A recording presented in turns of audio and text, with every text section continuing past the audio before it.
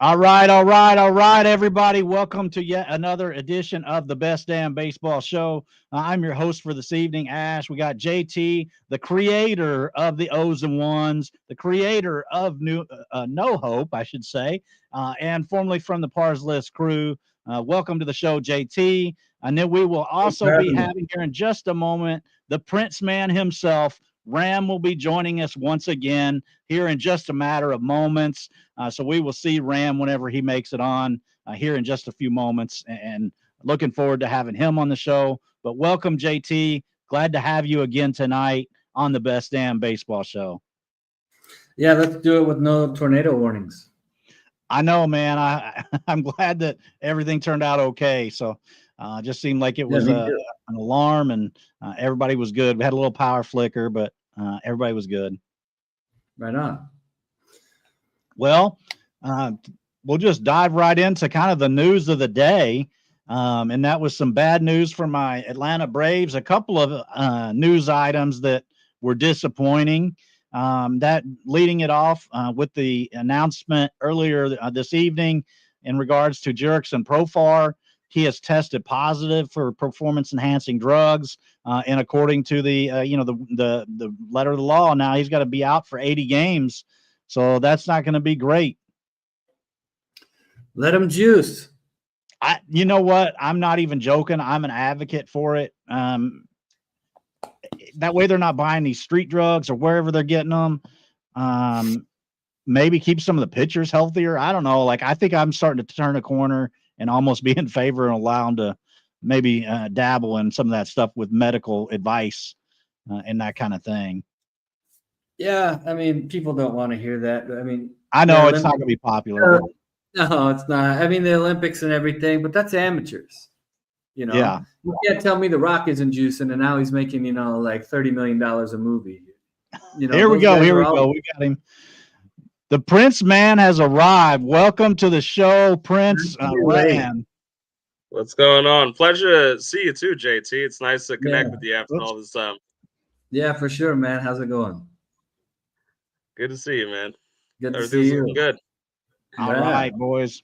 Well, thank you all for joining me tonight. I was kind of touching on the suspension of Jurickson Profar before you came on, Ram, and JT and I were kind of going back and forth with some, maybe unpopular thoughts in regards to just letting them do their thing, Yeah, I mean, I've been chastised before for saying that we should just remove the kids from the home run derby and give them aluminum bats, but I feel like it's the same concept.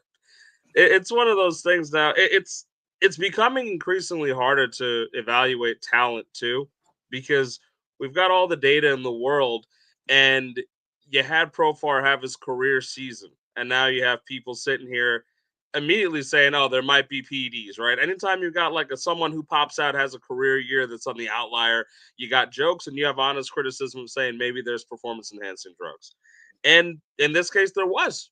Or at least it seems so, right? It takes the shine off this career season, and you don't really know what you're going to get. I mean, I know you're a Braves guy specifically, Ash. You got 3 years on that deal. You don't really have a way to project what you're going to get out of that deal, right? Exactly. And then I'm not sure, I'm not real excited with what we're going to have to do in the replacement. Looks like probably that's the spot for Alex Verdugo. I mean, come on, man. You're a New York guy. You saw him up there with the Yankees. I'm not a Verdugo guy. I know you've got BDLC. I know there are some guys I talked to in the Atlanta area who are still kind of hoping on this is Kellenick's breakthrough time. I don't really. I think and I'm being sincere about that as a Mets guy. If Kellenick was going to break out, I think you guys would have figured that one out already. The Braves are real good at figuring out these guys. And I was worried last year about it because I thought, man, these will make us look like fools. But we traded Kellenick over, and now he's in a Brave uniform. He's going to kill us. If they didn't figure it out yet, I don't really think that he's going to be able to be some post-breakout guy now. I don't see it. So I guess they're going to kind of toy around with BDLC. I know you've got some, I think Fairchild just got traded over there. I feel like that might have been a response because they knew before the public knew, so they got Fairchild to fill up that spot. But it doesn't look like also with budget constraints, they're not going to make any big moves here. They're just going to kind of piecemeal this together until the 80 games is done, right? Yeah, I mean, that's the way it looks. Probably give Kelenic a little bit more run against left-handers than maybe he would have otherwise. I kind of felt like he'd kind of settled into a role with Atlanta, maybe being like a platoon bat against right-handers. But man, I'm just really feeling down about this. The only other thing I thought of is, Sean Murphy's supposed to be back in a month? I think that's about right. Yeah. So maybe you could slide Drake Baldwin into the outfield because there were some rumors last summer that they were going to try to put him out in the outfield a little bit. So maybe you give him a little bit of run here behind the plate and see if his bat's, performing well. Maybe you can try sliding him out there into the outfield a little bit too. Ozuna never sees the field at all anymore, right? He did a little last year, but man, it was an adventure. I mean, I'm not very hopeful. Profar did put out a statement, which I'll go ahead and add to the screen here. Chris, thanks for watching. I saw your comment about Verdugo. Basically, it's your standard apology that players always put out, wanting to apologize to the Braves organization, teammates, and the fans, and then going on to say never knowingly taken anything. I'm like, okay, if you don't think you did anything wrong, then why are you apologizing? That's always kind of my mantra with that. But he's giving him the Shaggy. It wasn't him. Well, here I'll play off the Shaggy thing here, the Shaggy thing, and I'll throw something your way that might be a bit of a weird discussion, but it's gonna come up, right? There was talk about the fact that during the offseason, Profar trained with Fernando Tatis Jr. We know that he's only about a year or so removed off PEDs off there. That's the same organization. Is something going on there that's a little weird? Because although we've had these little sprinkles of like PED, pops here and there, that's two guys essentially off the same organization within a pretty short amount of time, and two guys who were performing pretty well. I love Tatis Jr., but it is just a little weird to me to think that, this comes in. I don't really believe I never really believe any athlete when they're like, oh, I unknowingly put this in my system, because like these guys are so pristine about exactly what goes into their system. Yeah. They know, it's just that nice little like carbon copy receipt thing. Like you said, it's that standard, almost AI generated now apology of like, I apologize for hurting people's feelings, but not for taking it, because I didn't really take it. I had no idea. But yeah, it's just weird to me, I will say, because again, this Fernando Tatis Jr. is a guy that I like, but it is weird to me to think that like he said he's training in the offseason with the guy, that he's comfortable with him. This is a guy who's popped for PEDs. It's just weird. I'm not going to go make any accusations. I'm not trying to be a crackpot conspiracy guy, but weird. No, I agree with you. And the only one that I've ever totally been kind of on board with, like believing what they're saying as far as not knowing, was Gary Sheffield. That's the one I still will say he was being honest about it, and he didn't know what they were doing with him. So everybody else is just lying, especially this day and age. I mean, they're making so much money. They have nutritionists. They have everything they need all the time. They know. He knows. Ringworm, come on. Well, and then you got the pregnancy one a couple years ago where that's what I was gonna say. The one thing that I do take amusement in this stuff is finding out the creative way that these guys kind of knock him out. I remember it was maybe like 10 years back or so when Manny Ramirez had that like Dodgers run that was legendary, and he was taking like a fertility, like a pregnancy drug or something. Yeah, for women, like, not for men. Right. And I'm sitting there like the lengths that these guys will go to. But someone to talk about the fact that Profar's Savant page, his everything went up. All of it, hard hit contact, his swing speed, all that stuff went up. And there was really no explanation except the talk that maybe in the offseason he'd worked on his swing, but nothing had really mechanically changed. And I just really hate that, because I want to see people succeed. I want to see post-hype prospects figure it out. You cheer for these guys years after the hype because it's hard. And then stuff like this comes out, and I'm like, well, I guess that's it, right? It was Occam's razor. It wasn't that he went to Driveline. He didn't do anything special. He went to Driveline. You were around for that, right? The gift that somebody posted about it was J.P. Crawford went to Driveline, and they were like, oh, yeah, his swing has been revamped. He's a new man. And then next season went out there and stunk up the joint. But Ty France was another one that got hyped last off season because he went to Driveline. He still just pounds it in the turf. They were touting he went to Driveline. It was like he went to Jared's. He went to Driveline. It was a thing and nothing. Yeah. This is not a. Well, and like the one guy that it did seem to really help was when Votto went, where he kind of seemed like he was on the way down, the downslope of his career, and then went and then had kind of a bounce back year. And then it seemed like everybody started going there after that, especially all the old guys.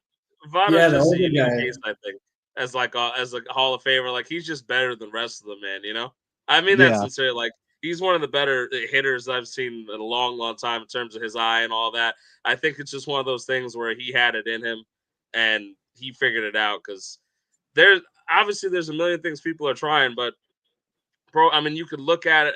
I don't have the visuals, but like his Savant page, like from year over year, really, really good work last year. And it just, out of nowhere, it just makes me upset. You know, it's sad to think that it's the easy answer. Like I said, it's just performance enhancing drugs. That's it. You know, is that all it's going to ever be for some of these guys? And I hate it. And I'm not really one who feels bad for the Braves, but I feel like that was probably one of the bigger moves y'all made this offseason, right? Because you had to cut some budget. Right. So, like, I think the biggest commitment you might have made financially might have been that Profar contract. And so it's a tough one. I know they don't know how to pay him during the suspension, but I think it still counts against the payroll. Well, and not only that, but I believe it was a 2-year deal. Isn't it 3? Is it 3? And man, I have to go back and look at. I'll take a look for you while I talk. I'll take a look at the contract. But I've kind of become under the opinion that whenever guys pop for PEDs like that, if you're going to have that be like, I know JT and I joked about making it legal earlier, but you know, if a guy pops for PEDs and has to miss half the season like that, your entire contract offer was based on what they were doing while they were using. Mm-hmm. So I think it should void contracts whenever they pop for PEDs like that. Maybe that's not a popular opinion, but 342. So it is 342, and it's a stark raise off the fact that he made $1 million the year before. That Padres deal, the 1-year deal he got with the Padres was for 1 year, $1 million, and he got 342 as the commitment from Atlanta. I got to be real with you. I don't think you're too off base there, because 342 was a commitment made on his performance in 2024, and the idea that he did that and would at least come close to replicating it. Right. But then it goes into the idea of like, well, how many guys in the league are using that we don't know about?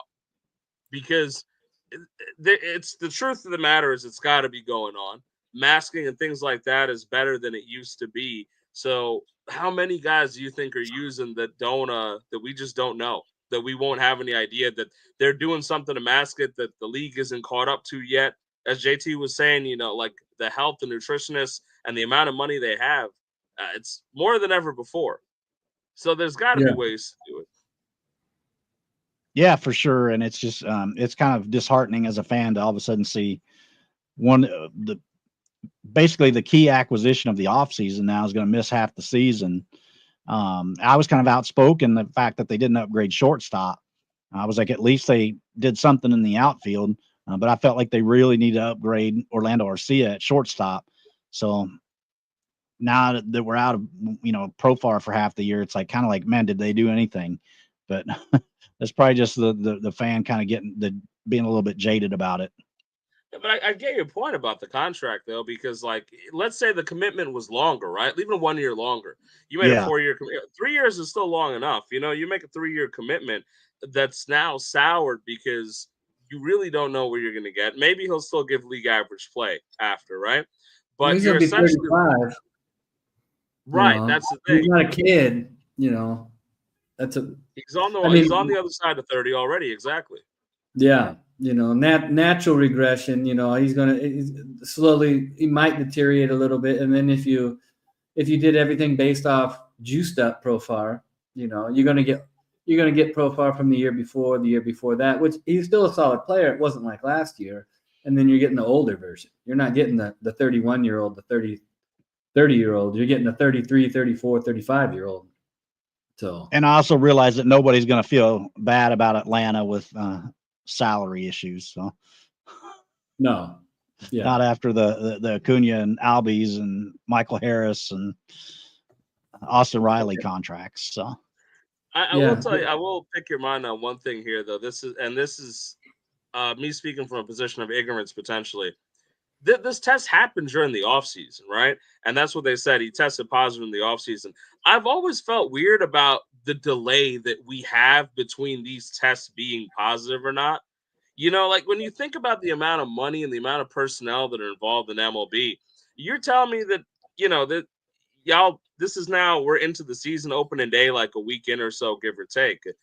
You guys knew for a long time, not like the Braves or anything, but MLB, somebody knew for a while that this guy pissed hot, right? So why was there such a delay in terms of reporting this stuff? Like, do they make them go test again? But like, it's a weird one for me at times. Yeah, maybe if they're, I'm just speculating, but maybe if you come up positive, you get to take another test again in case it was a false positive. I believe that is the case. I believe when they because that's what positive, I remember they do hearing, a second test, right? You get to test again or something like that. But at that point, I mean, you got to think to yourself, you might have some idea of figuring it out. Like, you know that, okay, it's coming, the second test is coming or something like that. It feels like there's something about this process that is weird to me, right? Because you know, if you're taking, I'm working with the idea that as an athlete, you know, you're taking performance-enhancing drugs. You know, you're taking something you shouldn't be taking, right? And if you have a drug test come up, because they're random drug tests. So if you have one come up and you have an inkling of a fear that you're gonna pop on this thing, don't you just cycle out of it? And then does it just not show up on the second test? Do we just assume it's a negative? And then that's why there's a lot of guys doing it and only a few get caught. Like, are some players flying too close to the sun where they're like, no, they're not going to catch me, and they just don't cycle off the drug or something like that? It just, because it feels like an imperfect process in that way. Because I do remember hearing that you do get a second shot, or like they don't just that came out in the Ryan Braun issue, didn't it? Right. I mean, that was a whole thing where Braun, I think, was also talking about the treatment of the testing agent and stuff like that. And I think when all the news came out, he came out looking like a real bad guy out of it, if I remember right. Yeah, you're pretty much dead on. But but you get what I mean? Like, there's got to be a flaw in this process here, right? Because if you know that you're going to get a second test and you have a way out, and if one positive, one negative means that you don't get popped, then there's got to be ways around it if you're giving somebody with the level of science and everything today a way out, right? So the only other thing is I'm not sure how long it takes to cycle out of your system too. Like, you know, if you pop positive, they probably get that second test pretty quick.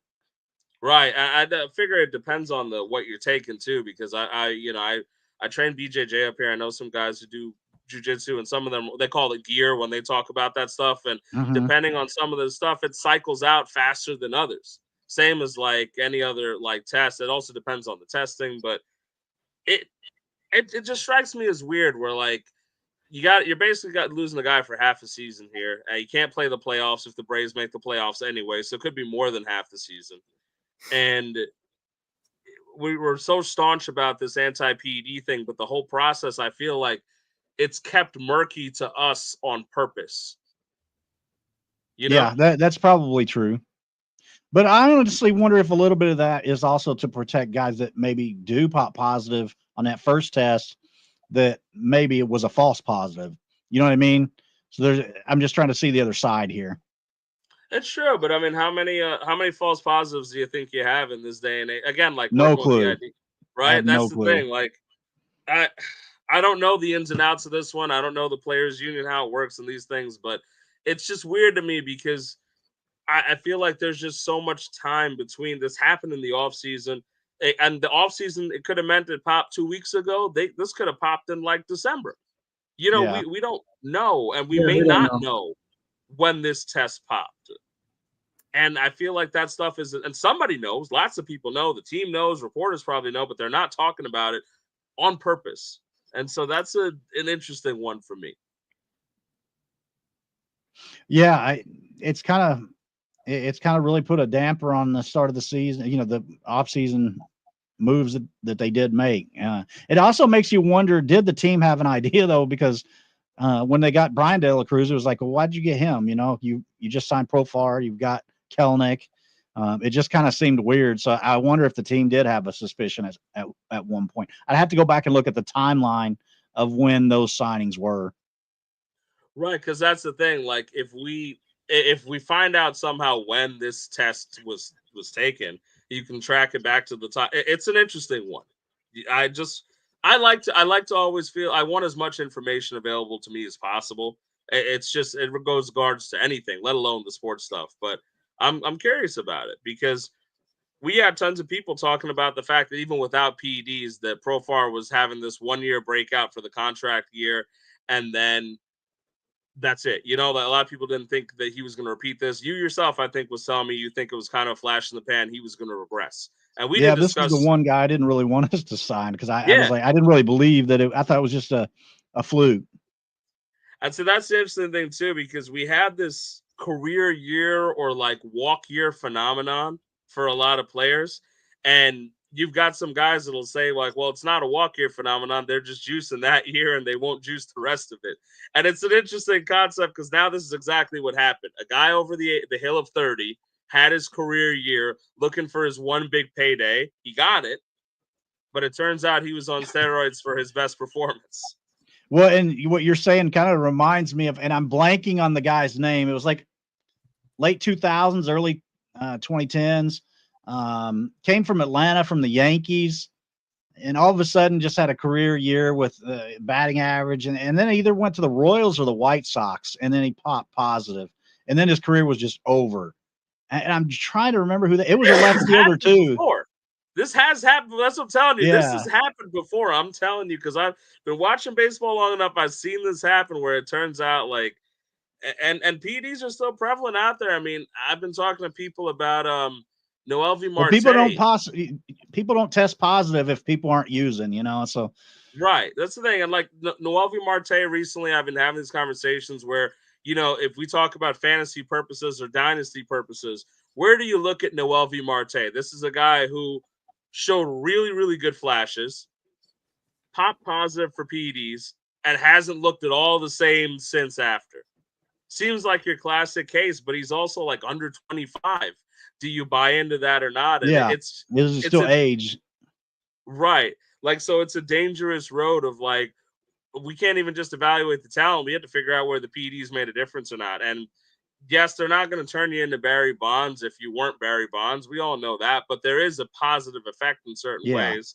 If you see, if you vouch for guys taking PEDs, though, you think pitchers are going to blow out their arms even more than they used to?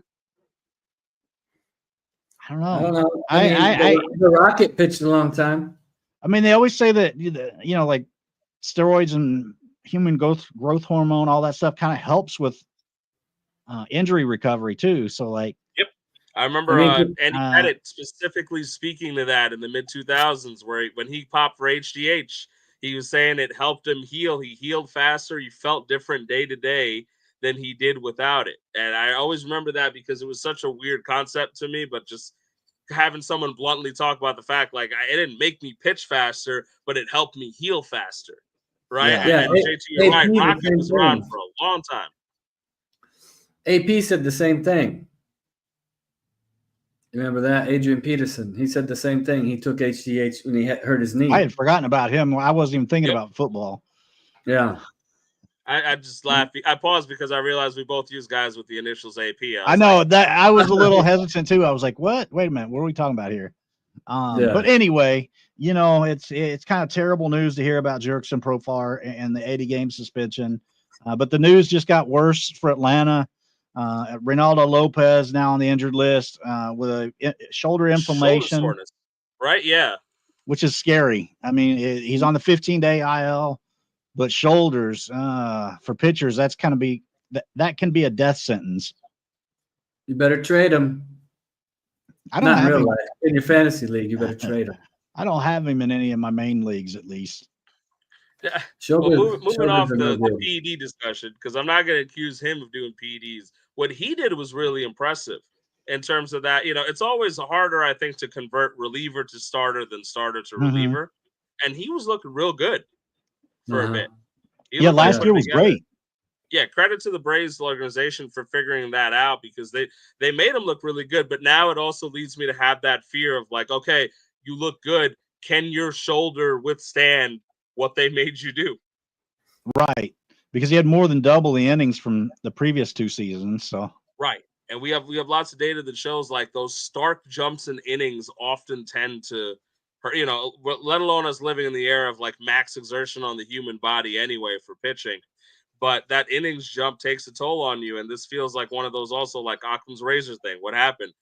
He doubled his innings and now his yeah. shoulder's sore, and it might be a problem where he can't do it again. Yeah, it's definitely a troubling sign. And I am, as an Atlanta fan, I am not looking forward to Wednesday. We're going to have Bryce Elder is expected to make the start in Los Angeles on Wednesday. And man, Elder looked really bad the last couple of years. In 2023, the second half, and then basically all of last year looked pretty terrible. In his, go ahead. Who do they have that's close? Like, they already promoted AJ Smith-Shawver. Yeah, Schwelly's already in that rotation with Strider right now. He's part of the. I think pitching depth is pretty bleak right now in Atlanta. Just that my boy Lucas Braun. Yeah. Where's Where do they have him at? I don't even know. He was in Double A at the end of last year. Yeah, he was. And they traded Mitch Ferris, who was another Double A arm. Yeah, Waldrop. I mean, you could try and throw Dodd back. Waldrop's a reliever, in my opinion. I do not trust him to start a game. Yeah, he was in AAA last year. He threw 40 innings. Well, he threw 7 at the major league level. I mean, I guess he would be the choice if they went. They went. Roster Resource has Drew Hackenberg at AAA. Mm-hmm. So that might be another option. The Dylan Dodd. We don't know how bad the shoulder is yet. It did. On 40. Go ahead, sorry, Ram. No, I was just saying we don't know how bad the shoulder is yet, because Lopez spent some time on the IL last year with shoulder inflammation too, and he still pretty much got through most of the season. So it is possible. It's just it could be just a 10-day stint, because the Braves haven't announced anything about surgery or anything like that. It's not fun. We always cringe when we hear it, because you hear shoulder, pitcher, and you get scared. But it's possible he only missed 2 starts. Max Fried had the same thing last year for a little bit. Yeah, it's definitely an age of fatigue for the arm. So it is possible. I don't want to jump into too much fear, in the sense that they haven't. I think early talk hasn't said anything about how serious it's going to be. It's not exciting, because they need him, but he might just miss 2 starts, and we'll see what happens. And you could live with the Bryce Elder for 2 starts or so, just not for the whole rest of the season. No, you don't want him for a long stretch. It'd be great if he could stick in the rotation when they face the Mets, though. I'd appreciate that if you could make that happen. That would be good. When do we play you guys? I don't even know when that is. I do not know, because that new stupid schedule, and I'll be the first one to complain about, is that they reduced the amount of interdivision games. Well, I kind of like the balanced schedule, to be honest. But I like that we can see everybody. That's the one thing I'll give you. As a fan of the game, I love the idea of like, oh, the Blue Jays are coming into town. I can catch Vladdy Guerrero Jr. when I wouldn't be able to see him unless I went to Toronto. I love that. Like, so for me, that part is fun. I feel like the divisional, it makes sense because of the way. Man, you could go see Vladdy every year anyway. Go to that other stadium, I'm not going every time. I do it every now and then, but then I kind of walk out there with things that'll get me in trouble, but I do it in a kind of subtle way. Like, I've got a Tim Wakefield jersey, and sometimes I'll wear that over there, where I'm like, go ahead, say something mean about Tim Wakefield. Go ahead. It's, and we have these little, but because I love knuckleballers. I've talked about this before. Like, I love the idea of anyone who does that stuff, and rest in peace to that guy. He's a great human being, was Tim Wakefield. So it's one of those where I'm like, we need Corey Lewis to make it. Yeah, I would love that. I would absolutely love that. And then speaking of injuries, I saw right before we came on the broadcast tonight that Freddie Freeman apparently slipped in the shower, and is going to be out for a little bit. The Dodgers' money is too deferred, so he can't really afford a nice shower these days. What a sad day. I know. He had to, what do you have to step in? He couldn't. He couldn't just walk Yeah, you would into. think that this guy. You would think this guy could pay somebody to shower him for him. This is this Dodgers deferral stuff is getting too bad, man. Guys got it. This is rough. Speaking from a Mets fan, come on, man. Yeah. I'm just saying, like. How do you think JT feels about Elly Cruz in Cincinnati right now? Like, he feels good. He took Kumar Rocker right now, deep that's what I mean, though. ago. He feels pretty good about Elly Cruz taking Kumar Rocker deep. They need to lock him up right now. Start talking extension. Otherwise, they're never going to keep him. He's walking. They're never going to be able to afford him. That's why start throwing money. Give him a decade. Throw some money at him. Give him I realize salary cap's a dirty word, but I still want it. Tell him we'll give, like the Braves should have been creative and giving people stock, man. I own Brave stock. You tell me you can't go to a player and say, hey, I'll give you some market shares, A, B, and C of the Atlanta Braves, And it was only funny for me because legally I can state that I own part of the Braves. I own the Braves, really, because minority owner with my 2 shares, but I am part owner of the Braves when you think about it in a technical sense. And so you're telling me that there are players on that team, they got to get creative with the contracts, man. The Reds, I'm pretty sure, could offer a share or something. There's a history in that team, Yeah. Yeah, give it to him. He could be the next, face of the franchise, He looks like he's going to be. Let's be real. If we're talking about Elly Cruz, this is a guy who, and I'm coming from a Topps baseball perspective, he was on the front of all the product last year. Face of the franchise is one thing. Face of MLB, when you put Shohei Ohtani aside, Elly Cruz is exciting. And that's how you want to market baseball, is excitement. And so this is a guy that could be, global superstar baseball plays their cards. Yeah. Listen at this, JT. The Reds right now are up 12-0. Uh-huh. Holy smokes. Yeah, they teed off on Kumar Rocker. He did not have his good stuff today. I don't know if it's jitters or anything, but I like Rocker a lot. I do think he settles down, but he got teed off a bit by those Reds. And we talked about it last night, the Jonathan India and Brady Singer deal. Singer today, 6 in the third, 1 hit, 2 walks, no runs, 7 Ks. That'll work. I'm not a big I originally said that it hurts both guys' fantasy value because I was afraid of Brady Singer pitching in Great American Ballpark. And somebody probably clipped that and sent it to him, and now he's making me look like an idiot. But joke's on Brady Singer. I have him in Dynasty, so he actually helped me out. But Matt McLean, 2 for 3, a home run. Another home run. Yeah, that's his 3rd of the season. Lux, 1 for 3 with a double. So, man, the Reds offense, the big red machine is out there in full force today. Yeah, good. Let's get it. Wow. But, the other day, Ram and I were kind of talking about the Brady Singer and Jonathan India trade and how we both hated that deal.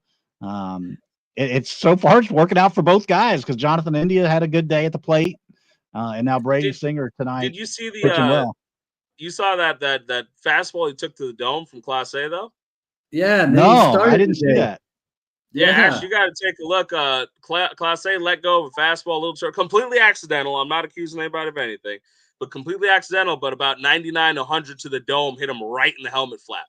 Well, he played today though, so because he did, which is crazy to me because if you look at it, it's just clang right off the helmet, like right off the dome at 100. It is a blazing fastball in there. Class A looks worried. India runs to the dugout immediately because he can feel like the stinger. I feel like it kind of like rocked his eardrums, but he went out there and played, so he's fine, which is wild. I mean, he went 3 for 5 today.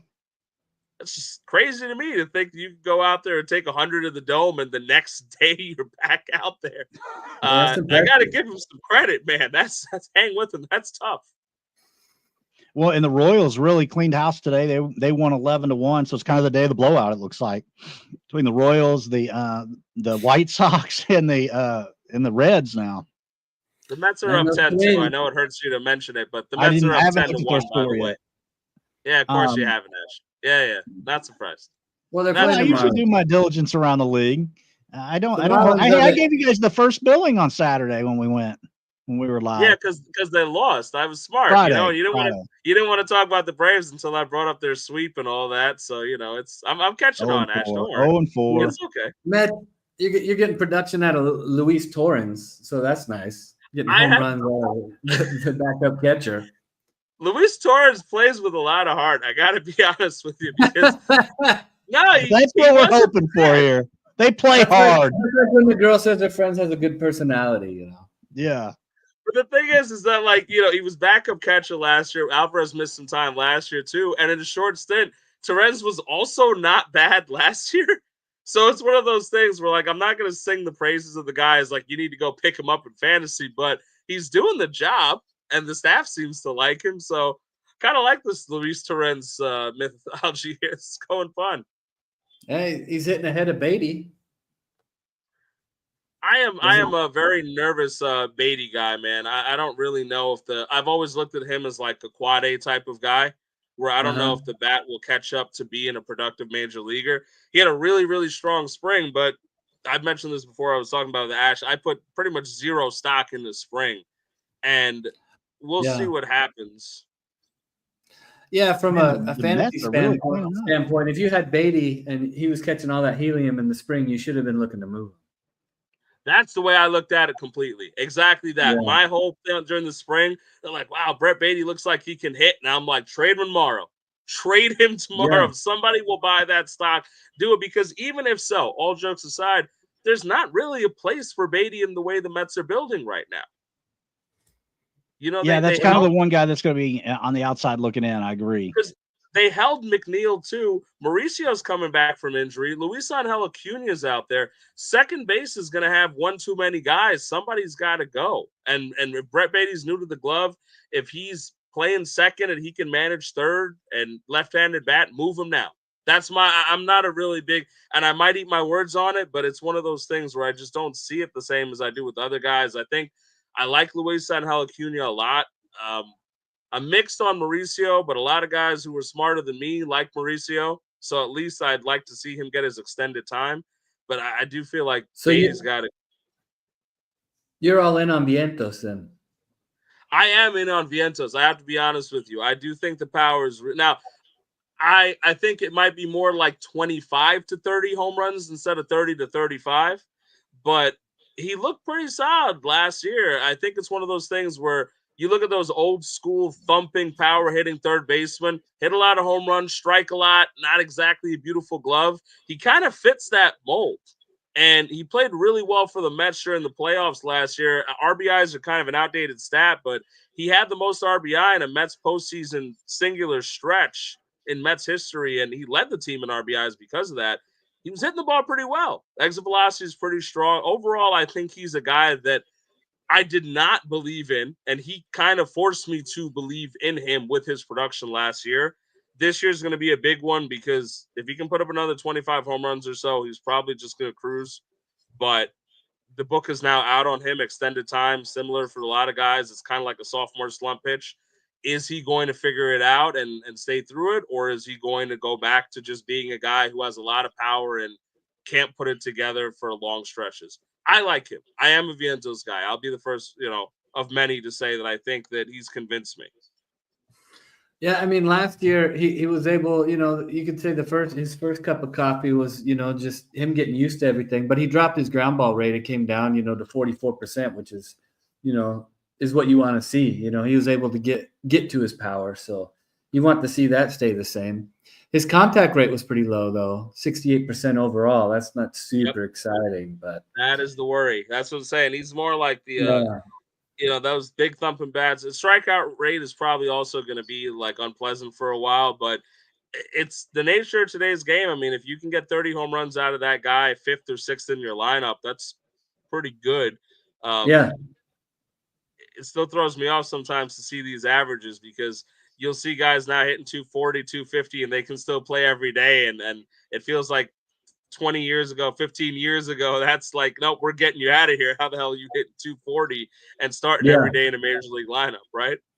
Yeah, no, exactly. Yeah, the game's changed, The game has changed a lot. So I think Vientos, look, if he keeps doing what he did last year, I mean, he'll be around. until something better comes along, but he's got power. He's young, he should improve, he should be able to not chase quite as much, as the more he sees the MLB pitchers, he's going to be able to pick up on the stuff a little better. He should progress and be really solid. So, and speaking of and guys who I have surprised me too, and this is one of those where I get to be a homer for a bit. David Peterson is one of the most underrated pitchers, I think. You talked about him the other night. Yeah, his metrics don't always look pretty, but here he is striking out 8 again. It's the Marlins, but like he's been productive. They're still major league hitters, man. Yeah, he's been productive for the Mets, and yet again today he's about a pitch away from another quality start. 6 innings, 2 runs, 8 Ks. I mean, this is constant for this guy, and I feel like he's very unheralded because there's no beautiful 100-mile-an-hour fastball. There's no biting slider or curveball or something. It's just a guy who's going out there taking the bump every 5th day and doing well. And it's not flashy or pretty, but he's getting the job done a lot. No, there's other ways to get people out, I mean, he's had over a 50% ground ball percentage now for 2 seasons straight. There's other ways to do it. He doesn't walk people and he doesn't let them, he limits hard contact. He's got a high floor. He can go out there and eat innings for you and get the job done. You can count on him to go out there and, David's going to get me at least 5, and we're going to be in the ball game when he comes off. So yeah, and I talk about it a lot. I think it's a big deal because there's so much uncertainty around the Mets pitching right now that to have that guy that you at least know, like you said, he's going to give you 5. He might give you 6. He's not going to allow 7 or 8 runs. You pretty much know what you're going to get with him, but that's a beautiful consistency. That kind of anchors the Mets relationship. It's not an ace type thing, but having a solid number 3 that you can count on is a real underrated thing in today's game. With the way starting pitchers, of course, are going shorter than ever. So if you've got a guy that's that consistent, it means a lot. And I do it almost to talk myself into it because I remember David Peterson coming up. I didn't think as much of him as he's produced, and I have to eat my words on it. Because I also fall into that trap of like, I don't think he's doing anything elite, but exactly like you said, JT, there's a lot of ways to get people out. And some guys have figured it out better than others. So I like to give him his credit because I was so vocally, I guess, confused by it coming up. I didn't think he was going to be something special, but he's figured it out. Yeah, he's solid. Absolutely.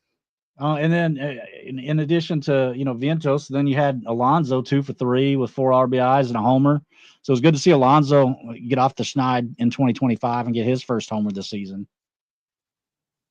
Yeah. What a bunch of drama in the offseason with that guy. I mean, the way the media and, it was like, did something happen? Is this not the same guy anymore? I mean, first baseman so weak. I mean, I wish the Reds had Pete Alonso. I mean, we have Christian Encarnacion Strand, but Alonso, how many teams in the major leagues wish they had Pete Alonso at first base? And it was like he had the plague.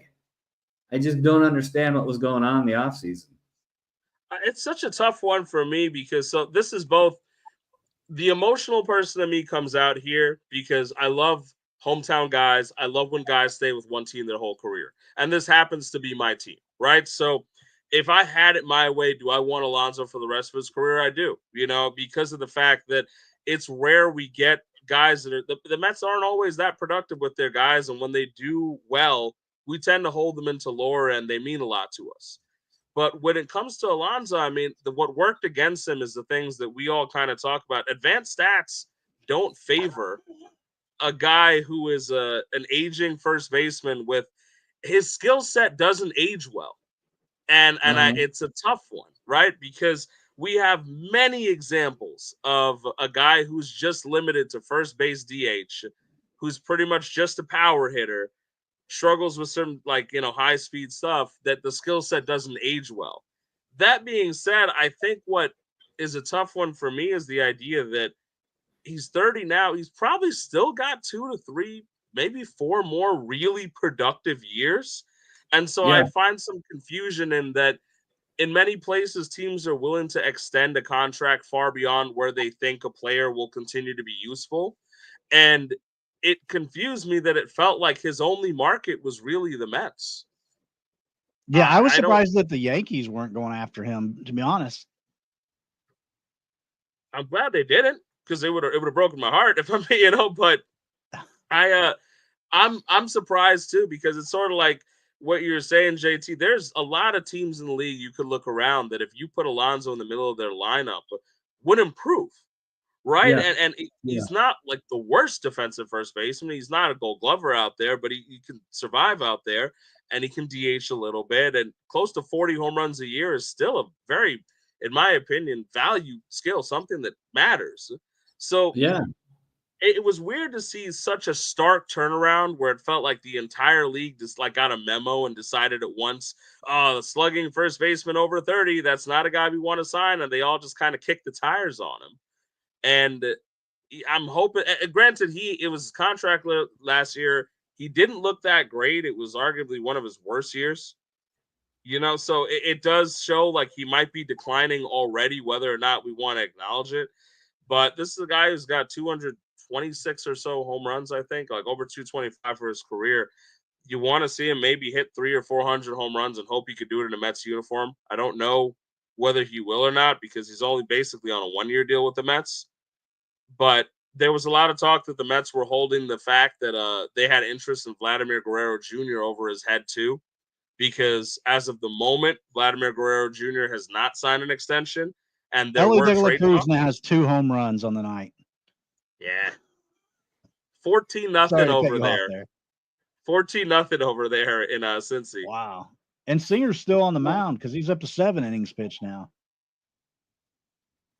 I mean, what was the decline on Alonso here? Because I'm just looking at some stats, and it's hard to see. Yeah, he hit 46 home runs, but that's an absurd number. No one's going to hit 40 home runs every single year. He hit 34. His K rate was similar. His walk rate was similar. Even his WRC plus was 1 point higher last year than the year before. The physical amount of strikeouts went up, though. That's the thing, too, where if you look in 22, 128, 23, 151, 24, 172. So he was striking out physically a lot more. His strikeout rate was worse than it looked like to the eye. Mets fans are super, super like anal about little things and like the eye test. And so you sit there and you're like, it feels like he's striking out more. And you look at the numbers and you find out he is striking out more and the home runs went down. That was kind of enough to get people backed off on it. But I think if you ask the average person, it's like you said, you'd want Alonso on your team rather than not. The fear was just how long of a commitment are you giving this guy with this skill set? I probably would have gone 6 years, if I'm being honest with you, 5 or 6 years, because at that point, it's not I don't mean to be that person. It's not our money. You want to commit to, if he's going to give you 4 good years left, and to do that, you have to give him a 6-year contract. I can understand giving someone a 6-year deal if you think you'll get 4 good years out of it, right? So yeah, it'll pay for itself. I kind of wondered about Alonso if he wasn't trying to improve the batting average and that kind of thing. Because he went from 217 to 240 last year, and his walk rate improved slightly, just very marginally there. So I just wondered if he was trying to make more, strike out less and get more hits in total. Not sure that that's what I would want from him, but I mean, obviously, because the average went up substantially from year to year. Well, that's the thing, because when his rookie year, when he, that was the 2019 year when it felt like the balls were juiced, he was batting 260. 2021, he was 262. 2022 was 271. So that kind of like that 2022 year, if you look at it, 40 home runs, only 128 Ks, 271. That's what that was on B-WAR. That's 4.4. I don't have F-WAR in front of me, but that was one of his better seasons. 3.8 F-WAR.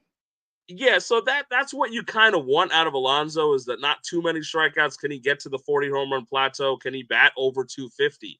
What they got, and what was, I guess, the career year thing got people excited, and it turned out to be what felt like a lesser year, more strikeouts. The walk rate was about the same, like you said, so it's not like he's in a severe, sharp decline, and he clearly still has ridiculous power, so I'm happy he's with us. I want him to stay a few more years. I just felt like it was one of those things where maybe the negotiations got nasty because of the Vlad Guerrero stuff. There was talk that the Mets weren't even going to try to wait for free agency. They were going to try to outright trade for Vladimir Guerrero. Well, and then there were rumors that Toronto was going after Alonso, and I was like, what? That seemed kind of weird. That was a weird one, because then they were saying maybe they'll put Vladdy at third, and I'm like, he's not, as an emergency option, sure, but he's not really on third anymore. He's not that guy. It was kind of like whenever it reminded me of when Freddie Freeman moved back over to third base in Atlanta there for about a week. And then it was like, yeah, we can't do this. No, yeah, he can't play third anymore. I don't remember what year that was. Here, let me pull up Freddie Freeman and we'll find out. Because now that I'm thinking about it, I got to know. I like. I've got a long list of like watching guys in out of position things, or like on teams that I don't remember them with. Yeah. Let's see. When did he? Third base was 2017. Yeah. That was kind of a weird thing. 16 games he played that he lasted at third base. That was the experiment. Longer than I thought, actually. Well, at least you got eligibility in your fantasy league the next year. Well, unless it's 20 games. I know some leagues are 20 games for the next season. Imagine something like that. Imagine you're sitting there hoping for that third base eligibility for Freddie Freeman, and the Braves cut him off 4 games too early, and you can't do this anymore. Well, and then go ahead. Go ahead. No, I was going to transition into another topic. Should we be worried about the Brewers right now? I mean, right now there's as a pitching staff has a 12.27 earned run average. They've given up 17 home runs, and the opponent batting average is 336. So, should we be worried about the Brewers as a whole, especially after coming out of that series where they got demolished on Saturday with 22 runs against the Yankees? Well, that's a pretty crazy series. You know, I don't know if you need to be worried yet. Well, what are the expectations for the Brewers? I guess they're always hoping they won the division last year.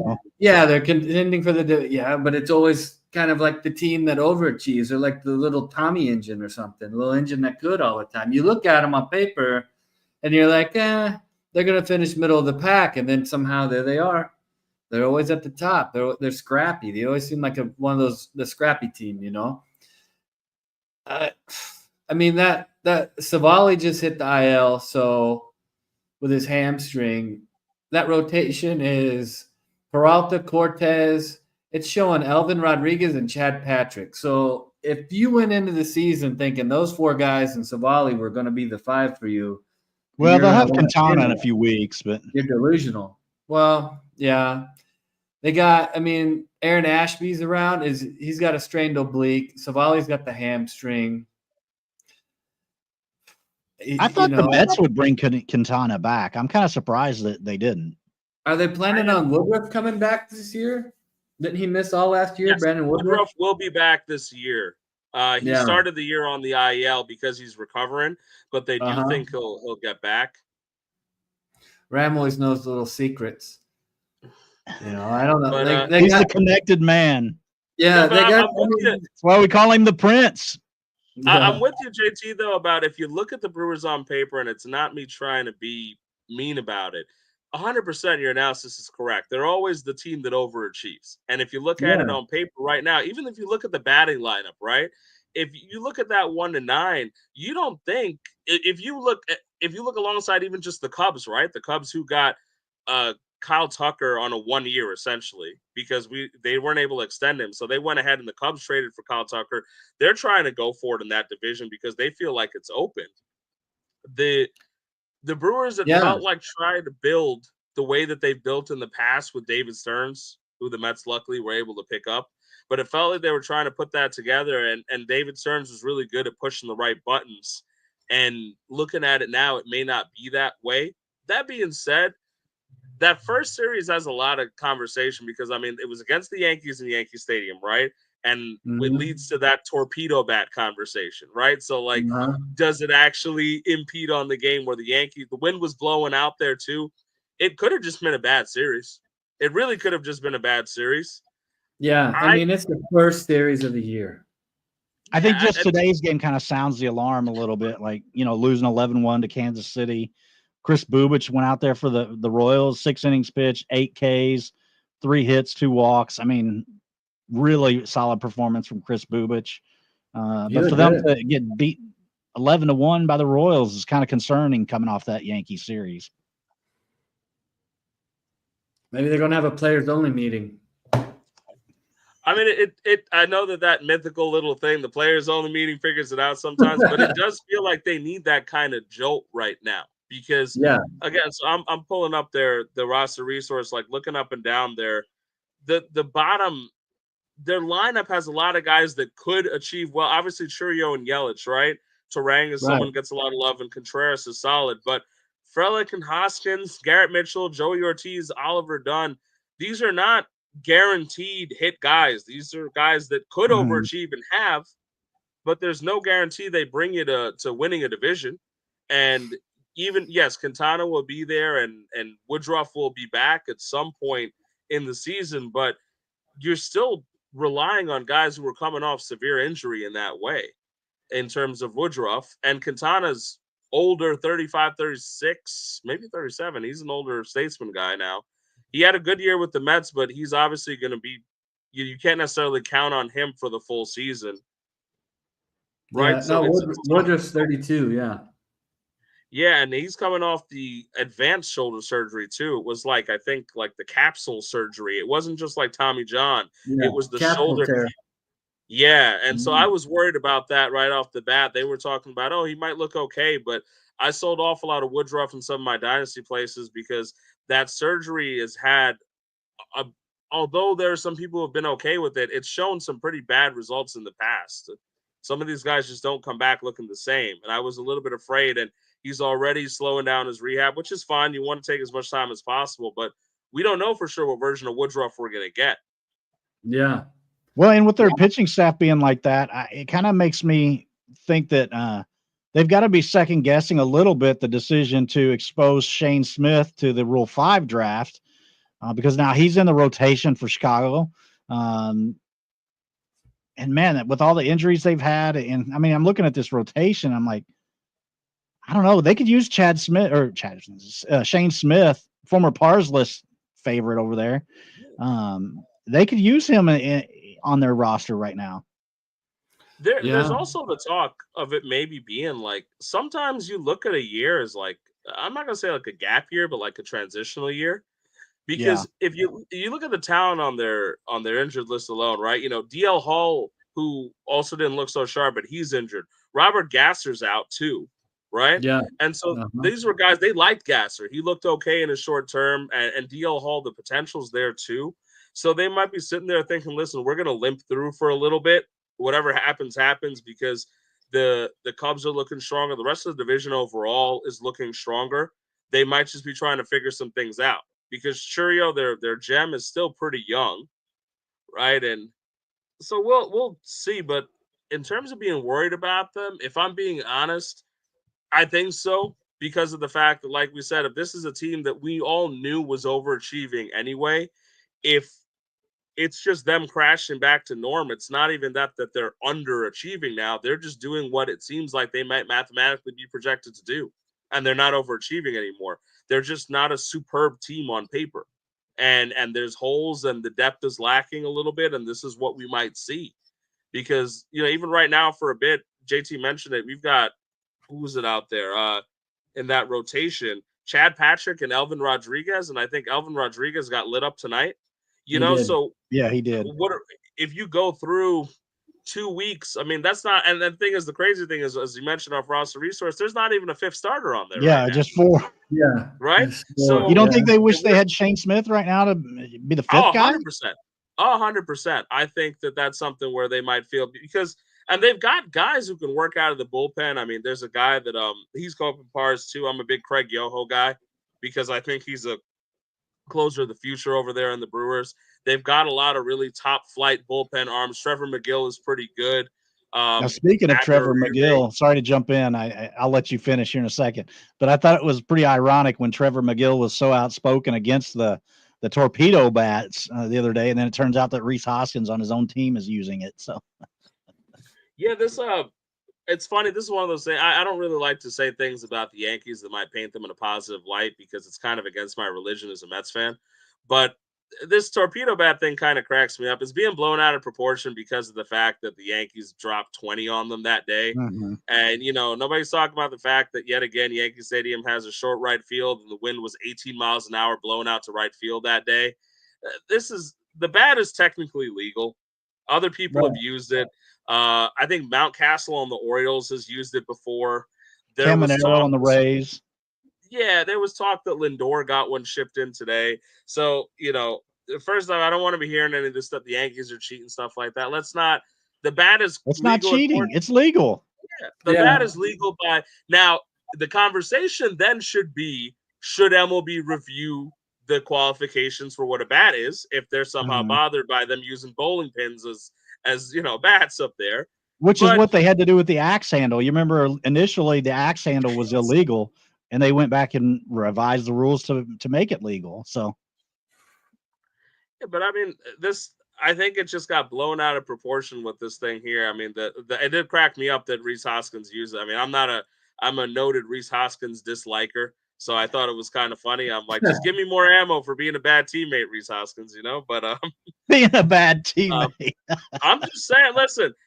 Phillies weren't getting anywhere. They got rid of Rhys Hoskins. The Phillies made the playoffs. The Brewers are on a downspin. Common factor here, Rhys Hoskins, man. This is not a guy you want on your team. But the torpedo bat thing is just funny to me because anytime you get things like that, it makes it into the mainstream. And then you got guys who don't even know baseball talking about it. Yeah. I know Twitter or X, whatever it's going to be called now, is kind of a cesspool these days. But if you look at the comments under these posts about the torpedo bats, there are guys saying the Yankees are cheating. What is going on? How long is baseball going to do this and let them cheat? And it's like, the bats are legal. We can't do anything. And do you really think that if the bats were illegal, that after a game went on where they dropped 20, that MLB wouldn't immediately tell them, hey, you can't use that bat? Right. It's just jealousy and people like freaking out because they scored the 20 runs and all the home runs that were hit Saturday. Every one of those pitches was 91 or below mile per hour.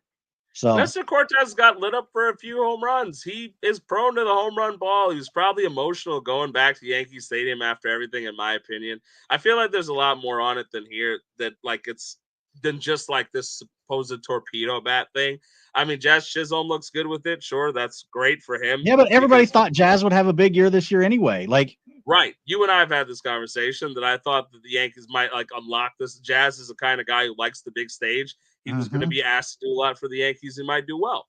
Right. I've always liked Jazz Chisholm. I think the talent is always there with Jazz. He's just unable to keep it healthy or keep it going for a certain amount of time.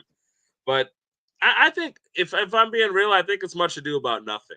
I don't know how you feel about it, JT, but it's much ado about nothing to me. Yeah, I think the same. We talked about it last night. I mean, if you're pissed off about it, I mean, you're mainly just pissed because your team didn't do it. Yeah, I mean, 100%. Why didn't they put the time in and go through everything and find out where everyone's sweet spot is and do the same thing? You're just pissed off your team didn't do it. So. And no one likes the Yankees. It's the evil empire. Everyone wants to be against the Yankees. So it makes for good theater. I'll jump to do things irrationally to make fun of the Yankees, but this isn't some kind of league altering thing. And something you said too about doing the research about the sweet spot was important because, and Ash touched on it too, not every player on this team is using the torpedo bat. This was a specialized approach to say, okay, this guy makes contact in a place we'll move the barrel here. We'll move the weight here because it's more effective for him. And this is something that's gone on for a while where guys have different barrel points on the bat. We do the research. You can make your numbers look better. We give you a better piece of equipment. I think it's honestly one of those things where it's like kudos, right? Kudos to the Yankees. Yeah, exactly. Hard pressed on me to say something nice about the Yankees on camera where it can be proven. But, it's one of those things where good on them for bringing in a German physicist or whatever they said they did to analyze the mechanics of the bat. You play to win the game. Good for you to use the resources to do that. I encourage it. If the torpedo bat's going to be a thing for some of these guys, let it be. Let them swing the bowling pins. Herm Edwards, man. He play to win the game. That's the thing. Ain't nobody playing for the tie. Because we talked about him the other night. I just wanted to point out that in the Nationals Blue Jays game, the Nationals are down 4-2 right now. But last inning, CJ Abrams hit a home run, his first one of the year, and James Wood also hit his first home run of the year. So nice to see Abrams kind of get off the schneid there, and Wood as well. I'm not sure what you think about those guys, JT. Obviously, everybody kind of likes James Wood, but CJ Abrams, as Ram said, can be the most polarizing player in the fantasy community. So, yeah, you either love him or hate him. He's just one of those types. I mean, there's no denying his athletic ability, and everyone wants the super athlete. So you got to give them a bigger leash, because sometimes the super athletes just figure it out. And the biggest thing for him is his ground ball rate has came down every year. So, I mean, you do that, you hit it in the air more, good things are going to happen. It's not rocket science. I mean, maybe getting it in the air more is rocket science, but that lower ground ball, comes with better production is not rocket science. So, I think Abrams is, he has a shot at being a special player. I think Woods could be another tier. I think Woods could be except he has the tools. He's like MVP talent. So yeah, he's a different caliber. So, they got a couple young guys. We'll see. I'm not going to sing the praise of the Nationals player development or anything, but they have a couple guys. Yeah, and they didn't draft Woods. They brought him in trade. So Abrams too. No, that's true. Yeah, that's right. So yeah, he was from San Diego, right? Yeah. Both those guys were with San Diego, right? Both You don't think the Padres wish they had James Wood right now? Oh my gosh! They came over for Soto, yeah. Yeah. Yeah. Well, I mean, they wish they had Soto. Yeah, that's true. Let's be real. Too bad. In the same game, one of your guys has a double. JT Allen Roden 1 for 3 with a double and a run scored so far. So, that's his first extra base hit in the majors. Is it? Yeah, it's his first extra base hit. I did not know in that game too. I'll ask you guys too about something that's come up a lot in the offseason, not so much now. Bowden Francis started that game, right? And he got a lot of talk because his adjustment in the second half of last season led to some pretty eye-popping stats. I think his ERA was under 2. He was striking out at an elite rate. But outside of I think is adding the splitter, the split change, a lot of people were saying they don't buy the flash in the pan there. Do you think there's anything to Bowden Francis now? I mean, it's again against the Nationals, but there's talent in that lineup. Quality start today, 6 innings, 4 Ks, 2 earned runs. Looked sharp, about as sharp as you could have hoped from Bowden Francis. Is this something that stays throughout the season, you guys think, or is he just going to get exposed again? Is he going to go back to his average? I'll let JT take this one. Man, look, he doesn't strike out enough people, doesn't keep it on the ground enough for me to really be interested. I just don't think, Tanner Bybee's a guy like that, has proven me wrong. Tanner Bybee has done really well. So, I mean, maybe there's an area blind spot for me where Bowden Francis can be a dude, but keeping it on the ground less than 40%, and you got a 10% swing and strike, and he doesn't walk guys, so that helps. He does not give him the free passes away, but I'm not a big Bowden Francis believer. If he makes it great, I will never, for fantasy purposes, go out and get this guy or target him. And if I had him, I would try and move him because that's just how I am. But I don't have high expectations if he is. Like we were talking about it earlier with the David Peterson type. If he can be an SP3 for someone's rotation and eat some innings and keep you in the game, then great. But I don't see him as an upper tier, top of the rotation type of pitcher. Yeah, I think he's a back end guy. I mean, he's having a good outing today, but I'm not a big for all the reasons JT gave. In fact, a year ago I dropped him. So, because I'll throw. I agree with you guys for the most part, but I'll throw some numbers out for that second half last year when he learned the splitter. 59 innings, 56 strikeouts, only allowed 24 hits, 1.53 ERA. The BABP, which probably is going to be repeatable, was 0.211. Weak contact is his way to getting success. And so that splitter did change things for him in that way. I really just want to give it the year. Obviously, it's like the cop-out answer to say, can I see what he does this year? But the metrics and the stuff doesn't necessarily lend it to believe for me that he's going to succeed. That being said, We just had this conversation about David Peterson where I was saying the same thing. I'm like, I didn't see anything elite, but he's figuring it out.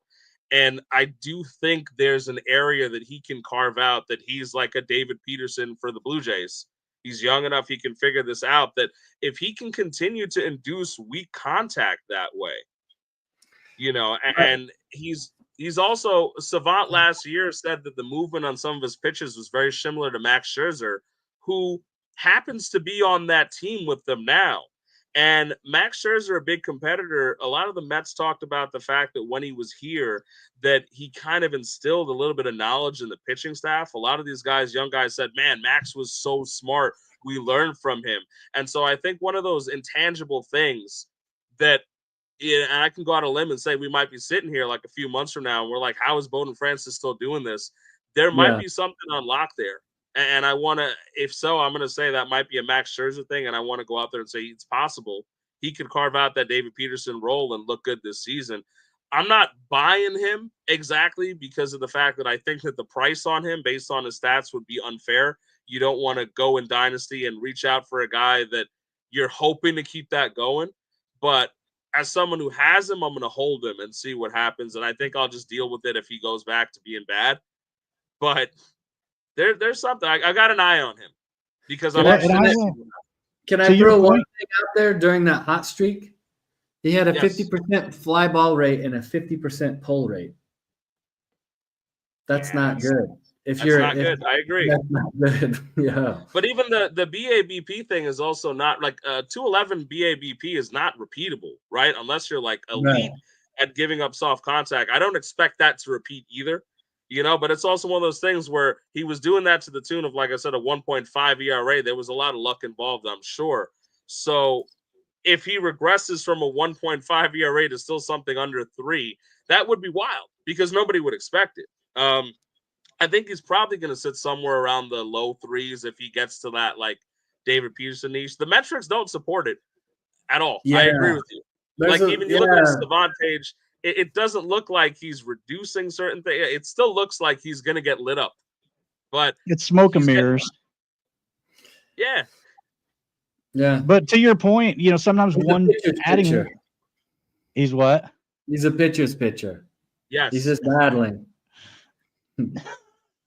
I grew up watching those guys though in Atlanta. It feels like such a cop out, just like a pitcher's pitcher, like a man's man. I'm like, geez. I can't explain it, but it's working, But Rand kind of mentioned him adding the splitter. And sometimes a pitcher adding just a specific pitch can greatly change the trajectory of their career. I mean, look at Cole Reagans a few years ago, whenever he moved from Texas over to Kansas City, and they talked him into adding the slider. And you guys have seen what Cole Reagans has done since he added the slider to his repertoire. Oh, yeah. I wish someone would teach Graham Ashcraft another pitch. I mean, people gave up on Reagans in Texas. Right. And then he had that clear breakout where people were buying him like mad because he was looking like an ace-level pitcher and generally still does. One pitch can – and again, I'm not going to say Bowden Francis is going to be an Mariano Duncan. I mean, not Mariano Duncan. Mariano Rivera. Yeah. But it's not some shortstop from 1988. Do you guys even remember Mariano Duncan? I don't think that guy has a Twitter or something we could add him at, though. I'd love to just be like, hey, by the way, you got mentioned on a podcast. He was a shortstop for the Blue Jays and the Reds back in like the late 80s, early 90s. So when you said his name, the first thing that popped in my head was Shawan Dunston. Okay. They're not related at all, but I don't know. That was the first thing that popped Same in era. My head. Well, and Dunston had like 100-mile-per-hour fastball to first every time. So, Jake, the funny thing too about now to the splitter tune thing too is that if you look at it, this is on a Fangraphs article, so I got to credit David Laurila here before I don't want to quote something that's not mine. Francis threw the splitter 287 times last year, 169 batting average, 169 slugging percentage, no home runs. Wow. So the rest of his arsenal might be okay, but that splitter might be something different. And I don't have it in front of me where I have analysis of the splitter, so I can't break it down. But that's 287 splitters, no home runs, We're talking about 169 slugging, 169 batting average. That's like a single or so here or there. That splitter might have been something that really did change it up for him. And again, I don't think it makes him an ace, but I could definitely see him being somebody that sneaks out that David Peterson type. Like, you didn't expect him to be good, and he's still valuable. He might be more valuable in real life than he is in fantasy because of the lower strikeout rate, but I think there's something to it. I'm at least going to keep my eye on it. Are the fly balls just little cans of corn or flares that just barely count? I mean, you know what I mean? It's like, were they warning track fly balls, or were they just little cans of corn? You know, that's something that we don't know based on the data. He had a 95% left on base percentage, which is extreme. Also due for heavy regression. Right. Agreed. Yeah. Like, there's so much stuff there that's why I can't really wrap my head around it, because some of these numbers are telling me heavy regression is incoming. And then there are other numbers that I'm like, is that splitter actually that good? Like, could he just figure it out? And he's, you know, and he talked about the fact himself that when he was in the pen, coming out as a bullpen reliever, he couldn't really use it, so he got to mix it in more as a starter. And then when it started working, he just stuck to it. Yeah. So we'll see, but I do think it's a name that as the year goes on, I'm going to keep track of these starts, especially against better competition. You know, not to knock the Nationals, but you know, if he's going through, like, when he faces the Orioles or these powerhouse Yankees right now who are on a tear, what does Bowden Francis do? I'm going to be keying into those starts. I pulled up his TJ stats. I just pulled up random start last year in August where he threw the splitter 40 times. 34% of the time. He actually threw his four-seam and splitter over 80% of the time in the game. He threw him 96 between the four-seam and splitter. TJ's got his stuff plus for the splitter at 98, but he had. I think I have you muted, JT, or I can't hear you. Can you hear me now? No, I can hear him. I got you.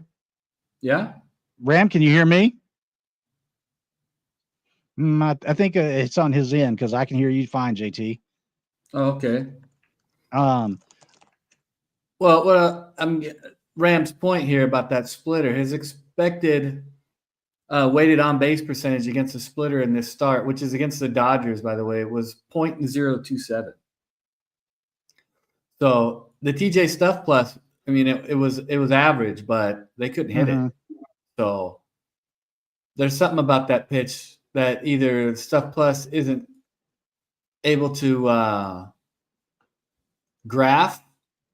There's something about it different than others, but the hitters themselves aren't able to hit it. So yeah, that's interesting. It'll be interesting to track him as the season progresses and see how those how that splitter helps him moving forward. Ram, welcome back. You can hear us now? Yeah. I was hoping I didn't miss the exciting White Sox segment, by the way. No, I did not get to that. Yeah. You know, since you brought it up, I will say Andrew Benintendi with another home run today. Wow. In the young season, he's got a 1.025 OPS.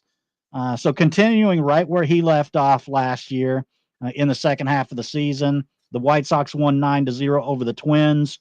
Your boy Brooks Baldwin went 1 for 1 as he came off the bench today for the White Sox. But Martin Perez, 6-inning pitched, no runs, 3 walks, no hits, 9 Ks. No hits, man. That's an outing for Martin Perez. He started a no-hitter. He had a no-hitter going. Benintendi's homer was a homer in all 30 parks. Yeah, I mean, we pulled it up on the last show that Ram and I were on together, and Benintendi's second half last year was unreal. Let me pull it up again here. I'll get it. Man, Correa's out there swinging a bat at 80 miles an hour. People love bat speed now. Game log. Let's see here. No, not 2025, 2024. July 1 on, and we'll choose advanced. Andrew Benintendi last year in the second half, 486 slug, 814 OPS. I mean, 130 WRC plus. So, I mean, that's a good hitter. That's a good Major League Baseball hitter. Did anybody talk about that? I don't remember hearing about it. Well, Ram and I talked about it on the last show that we were on. So, yeah, but I mean, like when it was happening. I mean, no one was paying attention. I did because I rostered him in one league. So I knew it was happening. To to Benintendi, but I mean, he was on the White Sox. So I got to be honest with you, outside of Crochet and the White Sox losing, that's all the storylines they were getting out of there. But after a horrid first half, he was good. I mean, he was terrible the first half, but in 247 at bats, he had 14 home runs and 14 doubles July 1 on. So, I mean, this is a guy that was really good the second half last year, and now starting off this year with another home run today, 3 RBIs, and now 1.025 OPS to start the season. But early on, I mean, small sample sizes. I'm going to Google Drew Benintendi and Driveline. I think maybe he went to Driveline. I think he did when he was with the Royals. So don't do that. But we don't need to spend too much time on the White Sox. I know it's thrilling conversation, but I will transition to the Colorado Rockies. Way to go! They lost 6-1 today, but I had to bring them up because your boy, another O's and 1 specially. Hunter Goodman hit a home run in the 6th inning today, his first home run of the season. So we got to shout out the O's and 1s. Yeah, Hunter Goodman. Let's go. The Rockies are just they're not hard to watch really because they got so many young, who knows if they're going to work out guys going on, you know. You kind of want to tune in. You kind of want to see if those guys are going to work. You want to see, I don't want to butcher his name, Toglia? Is that how you pronounce it? I have no faith in him. So Toglia was a guy that I was on for a while. I actually rostered him in another league because, look, I mean, Colorado can do some magic things over there in Coors Field. You play half your games there. But Togs has got some power, you know, and he qualifies at first base and outfield. I'm okay with running a guy. There's worse options for my bench than Toglia. I think he had 21 homers last year. Yeah, no, he was solid. Right. Once he started playing every day, he was solid. He earned that spot, you know. I like Jordan Beck. He's starting every day now that they traded Nolan Jones away. You know, they got Goodman, Yankiel. Who knows if he comes up or not? You know, he's a big Thunder bat. Who knows? You know, I'm actually looking forward to Kyle Karros there. Karros is another guy that could do it. We should see. There's another guy. I'm forgetting a guy, right? They got another outfielder, kind of athletic. I mean, well, there's Bean. They got Bean, but yeah, I've never been a big Bean guy. Though. He was the guy behind Beck. Montgomery is coming up on the uptick. But I think his name's Sterling Thompson, right? Yeah, Sterling Thompson. Yeah. There's also obviously Condon's in their organization too. Well, and you've got Kalaz down there too. Yeah, true. Yeah, they got. Well, he's pretty far off, but yeah. Yeah, was he? Yeah, they like Kalaz. I like Cole Carrick. I know that Cole Carrick is kind of polarizing, but I feel like you said Cole Carrick. I'm sorry, I was thinking Kyle Karros. Sorry. He's in Double-A to start the year. Yeah, I saw that today. Carrick. I think there's talent there, and the good thing about it is that there's no spotlight, so sometimes guys figure it out when there's no eyes on them. You know, it's just the truth of the matter that sometimes guys need to go to a place where it's just not as big of a media market, not as many fans yelling in your ear, and you sit down, you just play the game, and you do okay. You know, and I'm okay with that. I'm glad to see if it'll happen. So we'll see. There's interesting names up and down that system, and there's always the help of Coors Field, no matter how much they try to reduce it. Yeah. Well, they let Brendan Rodgers left. You know, they seem like they just held their guys forever. So there's a spot that opened up. You know, Blackman retired. Chris Bryant's there. Paying Arenado to play other places. Yeah, exactly. So who knows? The pitching specs are what you got to worry about. I mean, I got to ask you, Ram, are you in on Dollander? I actually am. I am. I had to ask you because JT said he's out. So yeah, I'm out. I'm scared as hell, but I will because they got two guys that I like over there for arms, which is Dollander, and they got Brody Brecht, and I like that they took Brecht because I feel like there's such a low chance of a pitcher working out of a system in Colorado anyway that you might as well swing for high risk, high reward. And Brody Brecht is really high risk, high reward, where he could end up just being a middle relief arm, or he could be a really dynamic starter. And so I like that they went ahead with Brecht. I don't know if Dollander's arsenal is going to hold up. I really don't know if any guy who's not sinker heavy forward is going to be able to do it. But the argument against some of Coors Field stuff is they play half their games away from Coors Field. And I do think Dollander is a talent. So I don't know if he's going to turn out to be an ace when it comes to fantasy, but I do think he's going to be somebody that can pitch well. We'll probably see him by the end of the year, right? I assume that. Maybe, yeah.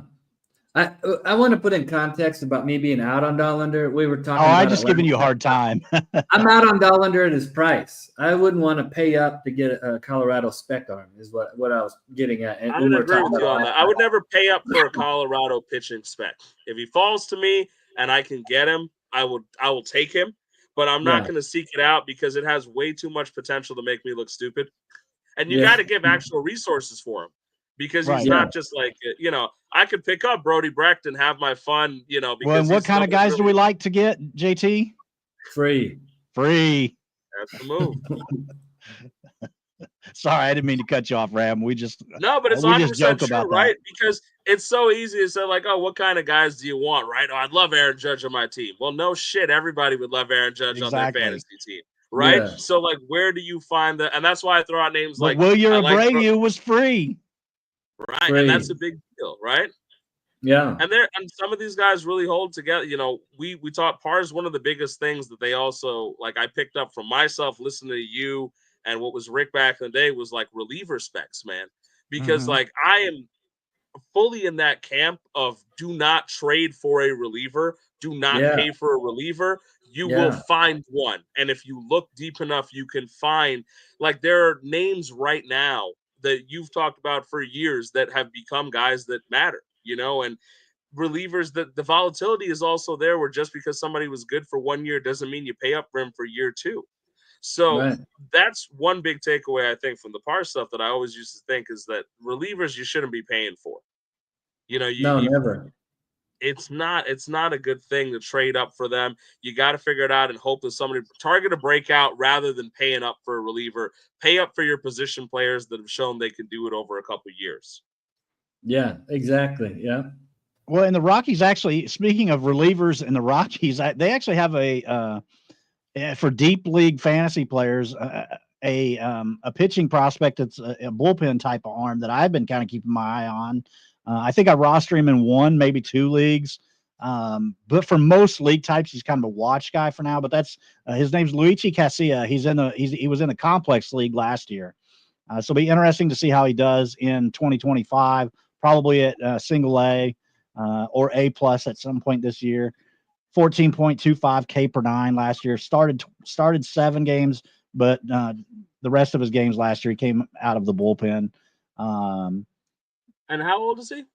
He was 19 in the complex league, 4.67 FIP. So the problem with those kind of guys is the bullpen numbers. One bad outing really throws their rates off sometimes. But this is a guy that I've kind of been keeping an eye on. The one league that I'm positive I roster him, there's 1,200 prospects rostered. So that kind of gives you an idea. How deep we're talking, right? Yeah. As I threw something in that Discord today. I don't know if you saw it earlier, just because it kind of got me in awe. But the Marlins DSL signing, I believe Kevin deFranck or so, he's 16 years old. He's throwing 100 miles an hour in bullpen today, Ash. We got a 16-year-old throwing 100 miles an hour. I know that you and I have talked about Rowdy Reyes, who the Braves have signed. That was deFranck, wasn't it? Yeah, I posted about deFranck because I was sitting. And for me, it's just I still can't wrap my head around the idea that I've got a 16-year-old. In the idea that let's assume that the age is correct, because I know there's been some issues with people falsifying age, right? I wasn't gonna go there. No, I got to be honest about it because it's true. It's happened. Oh, breaking news. Left-hander Garrett Crochet and the Boston Red Sox are in agreement on a 6-year, $170 million contract extension. Wow. There you go. Boston Red Sox fans. Sorry, I didn't mean to cut you off, but I saw that and I had to bring it up.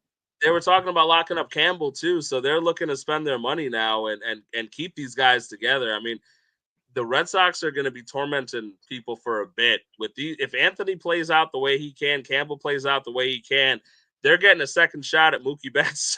My goodness. I mean, we could be this is no joke, but we could be talking about a potential dynasty in the making. Absolutely. Because they were able to trade off Teal. Marcelo Meyer? Meyer and Campbell up the middle, Anthony, Crochet at the top of that rotation.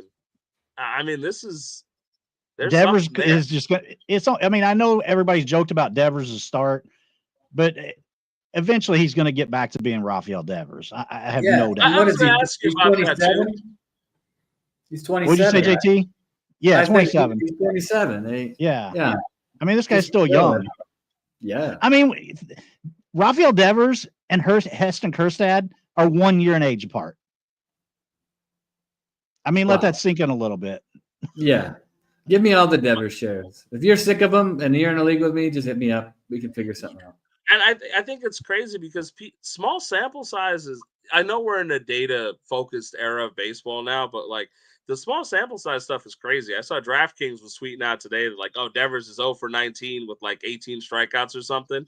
And, like, every time he had that bat, they would just keep posting it. So people are like, he's washed, he's done. And it's like, do people forget how often slumps? Like, are we just in a reactionary era where people just want to be first on everything and say, like, oh, yeah, I knew Devers was washed. And it's like, he's probably not washed. If you ain't first, you're last. Everybody wants to be first. Well, it's just like a year ago, nobody wanted to touch Corbin Carroll. A shoulder injury there. I traded for him in like 3 leagues. I know you did. You traded O'Neill Cruz for him, didn't you? Yeah, I did. O'Neill Cruz. I mean, it wasn't 1 for 1, but it was like. No, it wasn't. No. How'd that work? No, that's not true, is it? No, I got to revisit that trade. I traded Elly de la Cruz. You traded Elly, okay. For Corbin Carroll and O'Neill Cruz. I'll pull that trade up while we're talking. Oh, it's a keep forever dynasty. Is it 14 or 16 teams?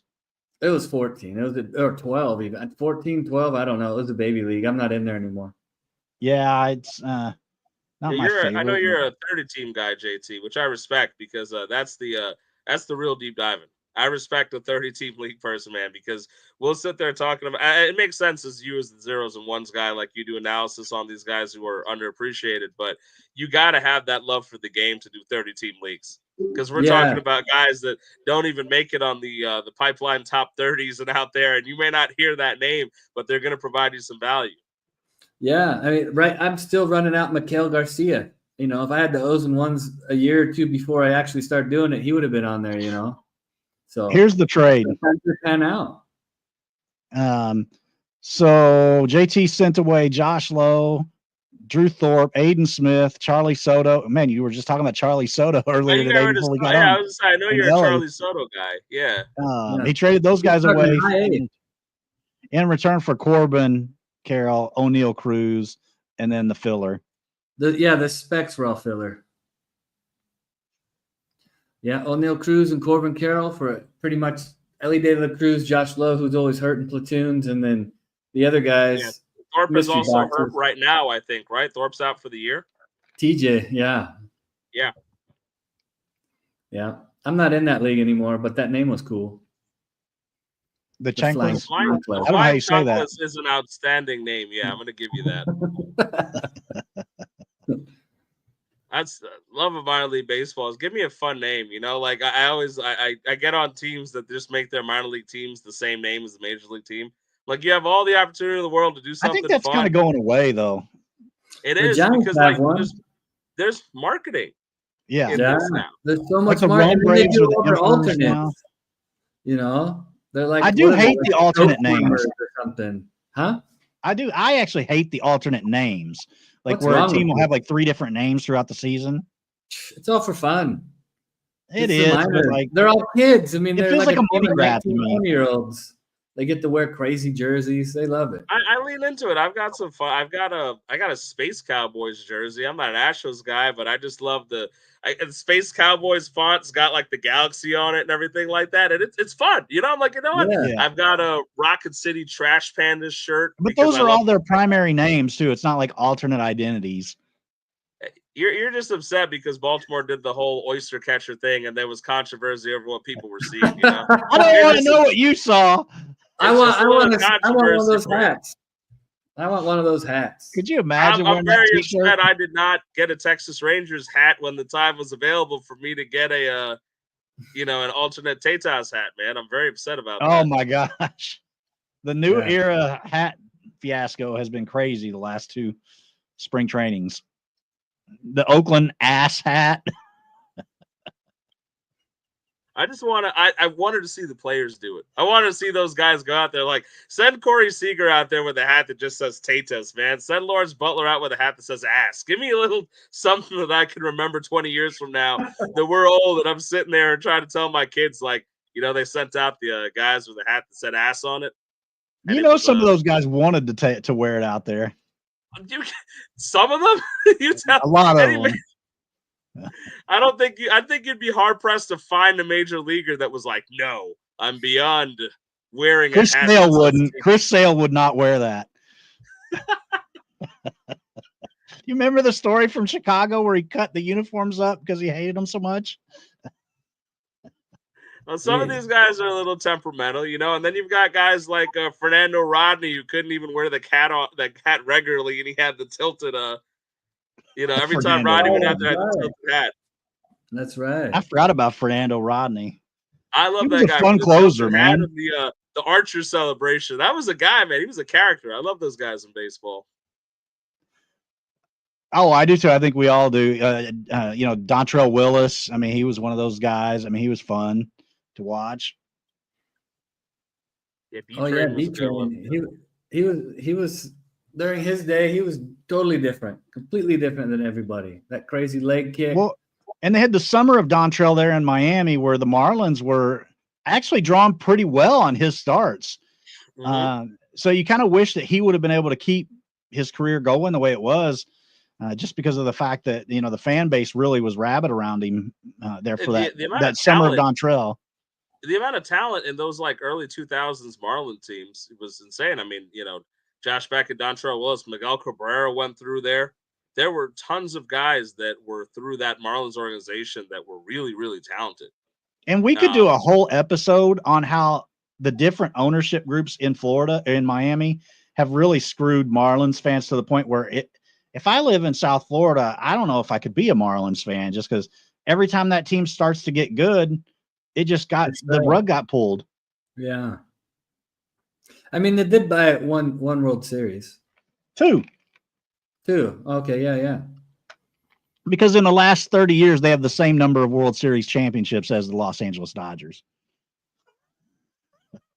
Wow. I like to point that out from time to time. It also works against those arguments of that spending money in baseball obviously doesn't just guarantee you anything. We've talked about this year after year. You can win the offseason, quote unquote, and it doesn't actually mean anything. I've got even tons of guys this year who are telling me, listen, the Dodgers aren't doing it again, that they managed to not choke last year, that there's no way that they do it again. I don't know. Talent on paper is there. They could figure it out. But I get it. Baseball is a funny game like that. If not, we wouldn't have these miracle stories. And there's tons of them. There's tons of miracle runs and teams of destinies and a lot of lore in baseball where things that make no sense, those teams end up winning. Well, I agree with you with what you're saying. But where I kind of differ is if you're a kid growing up in, Kansas City and you have the best player in the game coming through your system, he's only going to play there for a couple of years. Whereas, if you're a kid in Kansas City, you're going to see Patrick Mahomes for the rest of his career. So I think it does detriment to the sport to not be able to hang on to those guys because it really hurts from a fan base perspective and keeping those people loyal fans for the long haul, not being able to keep those guys. That's true. And then you've got teams with a lot of history. I may have had this conversation with you, but not on air. Look at the Pirates, right? The Pirates there's a lot of these organizations that have brilliant, beautiful history. Hell, the A's, part of the reason I get so mad about they have a great history in terms of the franchise. And if you're learning baseball now, I mean, how difficult is it going to be for you to be an A's fan? Or it's you don't know, that consistency is not there. We don't know what's going on. There is a lot going on about the game that's kind of an underbelly that's not fun. There were talks about the A's being a farm system for the Braves for a bit too. But and you get that because you look at the talent that the Braves, they got Olsen, they got Murphy off them for pretty much nothing. Right? I mean, they just DFA'd. They were terrible trades. If that happened in your fantasy league, you'd be like, we have to get this owner out. He's like tilting the league. They didn't get anything. Yeah, for you'd be calling collusion. You're like, you traded Matt Olson for what? That word gets thrown around far too often in fantasy baseball, though. Yeah, I will 100% agree with you on that. I could go on with you for an hour about that. Actual collusion is almost impossible to prove in fantasy baseball. That's the difficulty of it, because if I Venmoed you $150 to make me a trade that looks slightly unbalanced, nobody will know. Right. So that's it usually takes a series of trades to be able to detect the pattern. Right, because if it's going in one way, specifically more than one trade, that, or like if it's like a 12, 13 player trade or something, maybe. Yeah. But I do think it gets thrown around way too often. I think people assume because they love it so much and they know baseball so well, because that the trade doesn't align with their perspective on it, that there must be something, either somebody got really fleeced here or there's some kind of thing going on behind the scenes, like you did some kind of crooked deal. But sometimes these things work out in a way that we don't expect. Injuries happen. Like, look, I acquired Profar in the league now. I feel pretty dumb about it because I expected him to start for me. And now, I've got half a season. I've got to figure it out. You'll be all right. Yeah. I mean, we all worry about our teams. I know that JT, you, before we came on the broadcast tonight, you had been looking at where some of the prospects have been assigned, because you said that a lot of the news on where guys were going to start the season has started to trickle out. Are there some guys that you kind of look at and were like, yes, I really like that spot for that prospect and that kind of thing? I didn't get too far into it because, my goodness, it's a lot of data to go through and it's not really organized. But, Charlie Soto starting out in high A at 19s, that's good. That's cool. The Twins are moving him up. You got Luis Lara for the Brewers. They're starting him out in Double A in Biloxi at 19. His ownership's actually down to 6% on Fantrax. It's actually down 2% just this week, it said. And he was a hype name. And then he was in high A and had a 95 WRC plus, but he's 19, So he wasn't bad. He just wasn't spectacular. And then the Brewers thought enough of what he did to move him up to Double A at 19. Oh, last year he was 18. Excuse me. He's 19 now. So listen to what the org's saying. Like, Luis Lara is not going to hit a bunch of home runs. He's not a real big guy. He's like 5'7", 5'8". But he has a bunch of speed. He hits well. He doesn't just pound it into the turf. He does hit too many ground balls for my liking. But if he plays pretty well at Double A, the hype train's going to come back in. If he is in your league and someone dropped him, he'd be worth adding and seeing if that does happen. And another one from the same org would be Juan Baez. He's an O's and ones guy. He does not hit it in the ground as much, but he's going to be 19 again all year, and he's going to be in high A from A. So, they're moving those two young guys up. You should pay attention when they keep moving them up the ladder like that. And Baez is only 1% owned in Fantrax still. I got a question for you, JT, because this is your specialty, and it's more of a general question because you're a 30-teamer guy and the O's and one stuff. There's always talk about like the low level arms, like DSL arms and stuff like that you kind of got to be afraid because it never really means anything, and they can also get injured real quick. It just happened with Henry Lillane, right? Lillane was there was a 5-minute period where Lillane was looking around and everyone's like, oh my God, we're buying the helium on him. Everyone's like, Yankees prospect Lillane is going to be a superstar. And now what news came out? He had shoulder surgery. He's going to miss another year. He wasn't exactly on fire last year either because of things like that. Are you generally one of those people that says, look, if it's do you wait until an arm gets to a certain level before you start saying, and this is arms specifically, not bats, because I know with bats you can track them real low, but with arms, do you wait for a certain level before you're like, I put some stock in this stat? Yeah, definitely. Like, I think out of all the O's and one articles, I wrote one guy up, and he has not done anything since he got stateside, is Jesus Tejero for the Dodgers.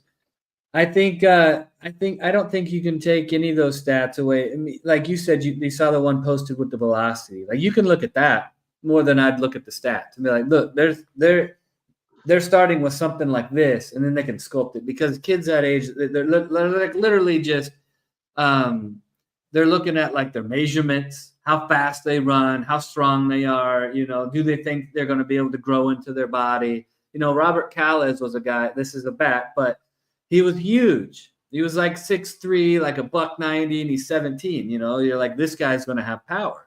So the arms things, I pay attention. Like there's been a couple young guys that I wrote about that moved up to A from the complex. So I pay attention, like especially if it's during the season, like the complex hasn't ended and they still move them. And they're like, okay, we've seen enough. Let's put them against, some stiffer competition. Oh yeah, definitely pay attention to those guys. But unless they're like astronomical, like their K percentages are ridiculous, unless they're K'ing like 40% of the guys they're facing, you really don't want to pay much attention to it. And some of it is like not every pitch is tracked, or at least it's not in any of the statistical pages we can use. They're not. It's not pitch by pitch like the other levels. So sometimes they get a little skewed, Yeah, because I love pitching prospects in the sense of, the concept of there is no such thing as a pitching prospect. I love the idea of finding a dynamic arm, but it's hard, but exactly said, like take deFranck, deFranck, I think out of the DSL, I don't live or die by pipeline, but just to give a point of reference to people listening, MLB Pipeline had deFranck, I think, is like the 40th best potential like international signing going into this draft class, right? And 16 years old, he's 6'5", 202, throwing 100 miles an hour. They gave his fastball and his changeup a 60 on a grade of 80. But he's 16. So for me, that's such a crazy thought, because I'm like, if you tell me a 16-year-old on your pipeline scale is getting a 60 out of 80 for a fastball and a changeup, you're telling me he can. The one thing about that is it's a changeup. Like most of those kids can't throw a changeup. Like a lot of the hitters, they don't even see changeups, and they don't even like the hitters. They don't see that stuff. They don't even see that many lefties until they get up out of the complex. So if he's throwing a plus changeup already at age 16 and touching triple digits, like you really need to pay attention. I don't know why he's all the way down there at 40. He should. But that's the I thing. I think think he should it's be just much higher. There's over adjustment in a lot of areas, because again, it's a 16-year-old. How much can you project with a 16-year-old pitcher? Obviously there's fear, right? But I agree with you completely as to what you're saying, where for me, if you tell me 16-year-old, great frame, plus changeup, plus fastball already, and he's repeating throwing 100 in camp right now with this team, you're damn sure I'm going to keep a look on that name, because I'm like, that's crazy to me. Because that means what? If you can develop up, could you be pitching in the majors at 19, 20? Probably not, but what are you going to do? I'm interested if he stays healthy. So for me, I think I 100% agree with you that my logic is that I don't really look at the stats early on. I just look at what are you throwing. And I think what you said is really profound too, in the sense of these guys aren't really seeing breaking pitches or even lefties at that age. So if you see someone 16 who's throwing like a plus breaking pitch, a plus changeup at that age, you at least put it in the back of your head, like, all right, this might be something that, although he's not like a college pitcher, which is much easier to gauge, maybe something comes out of it.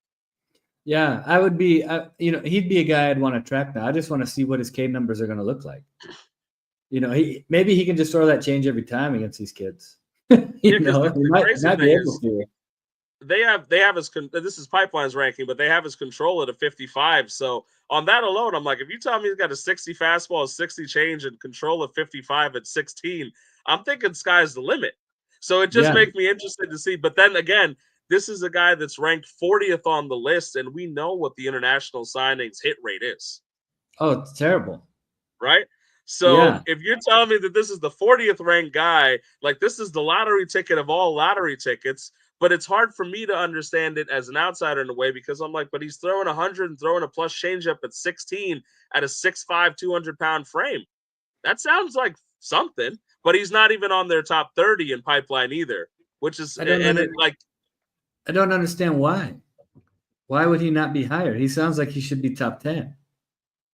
But I feel like I talk myself into these type of things. That's the problem. I talk myself in. I'm like, because this is why guys like you and me are friends, because we sit there and we're like, you know what? Maybe people are missing the boat on this guy, right? And 6 months later, he throws a few shutout innings, and we're like, hey, we had that conversation about that guy.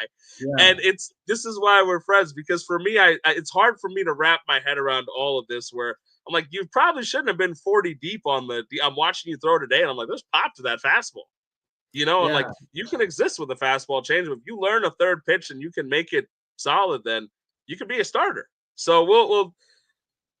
But it's fun to dream on it. I will say it's fun to dream, and I'm sure it's fun for you on the O's and ones that like to dream on these things. Like it's fun to get it right, but it's just fun to see these guys succeed and put it together.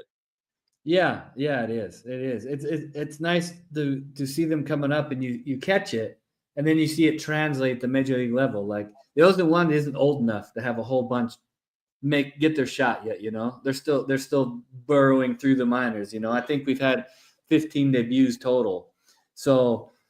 You know, it's. I still got to wait and see how well this works, but it is cool to see it, and they're playing, and then it translates to the majors. You know, I think that's really cool. You know, and I like Willie Abreu. Good for him, man. Good for him. You know, getting traded, pounding through, hamstring injury, 2023, and then here he is. You know, not playing every day. He sat against a lefty today. I guess he was too hot. They had to cool him off. He couldn't take a pitch from a lefty today. So. But you know, it's you know, I'm gonna go back to just what we were talking about a minute ago, and I said he could throw that change, he could throw it every time. That's another thing about the lower levels is with pitching specs, is that they establish they have a pitch or two pitches, and I think the org's like, okay, throw these, throw your secondaries that you're not comfortable with, you know, work on these, and then you see big fluctuations. You know, a guy will be dominant for like 8 starts, and then all of a sudden his K9 drops like almost in half. He's getting beat up, and then it starts to get a little better, and then boom, it's back up. And I really think in those stretches, the org is making them pitch a different way. They're making them throw different pitches that they're not comfortable with and need to work on. They're like, you can get guys out over and over this pitch and these 2 pitches. Work on this one and that one. Yeah, and that just makes sense, doesn't it? Because like if you got like let's take deFranck for example. If you know his fastball and changeup are plus, and I think the third pitch they have him listed with is like a sweeper. Yeah, they got him a sweeper, and they have the sweeper at like a 45. So clearly it like needs a lot of development. It's very possible. They're like, listen, we want to see you use your sweeper as the most used pitch today. We know your fastball works, your changeup works. And he might get lit up in that start. But if you look at it, the only time he got lit up was when he threw the sweeper. Right, so it's one of those things where it's like it doesn't take away from the fastball and changeup working. So this is where the nuance comes in. It's like, and it's sort of like what you were touching on about Francis earlier, Ash, when you're like, all right, if he's got a 50% fly ball rate, we don't like that. But if they're all weak fly balls and they're not getting a warning track, do we really care? Not necessarily, but we can't. No. You know, we don't track to that level at that extent. But it is definitely it's hard, especially because. There's also, like you said, we can't track everything in like the DSL low levels on the pitches that we do like up here in AAA, where we can immediately see certain things. Obviously, in MLB, the best. It's not easy to just track and see, well, what were you doing? Like, and you can't always just get it off video. You need to be able to see some more hard numbers to see what happened, what was the movement, where did this go, and so it's definitely hard to get to pitching lower level. And at the same time, like I love doing it. Like, I think that's kind of exciting to be like, oh, this guy looks kind of cool. Like, Luis Morales is over with the A's. I was watching him early, and I'm like, that could be cool if that worked out. Because you've seen some guys once in a while when these, like, IFA arms put it together, they can put out some really, really special things. Yeah. Yeah, and when the deFranck news came out, it kind of reminded me a couple of summers ago of when David Matoma signed with the Pirates. You guys roster him anywhere or familiar with him? I've heard the name. Yeah, he was the guy that signed, and I forget what country it was, but it was he signed from Africa a couple of years ago. And he was throwing like over 100 miles an hour. So it just kind of reminded me of him. Now, so far, he's only been coming out of the pen pretty much, if I remember correct. I got to bring him up on Fangraphs. Yeah, I mean, they're so risky. There's places for Zoel Zamayas in this world, you know? Like, I remember watching Zamaya. He was just throwing straight heat. Chapman throwing straight heat up until now. Like, he's still throwing like 99, which is insane. Matoma had a 0.82 ERA last year, but all out of the pen. Yeah. You know, what this guy, John Suk Shim, on the Marlins? Wasn't he a big international? Yeah, he was a big name. That was an IFA guy that I liked. I liked Shim because the stuff was there. The arm isn't holding up.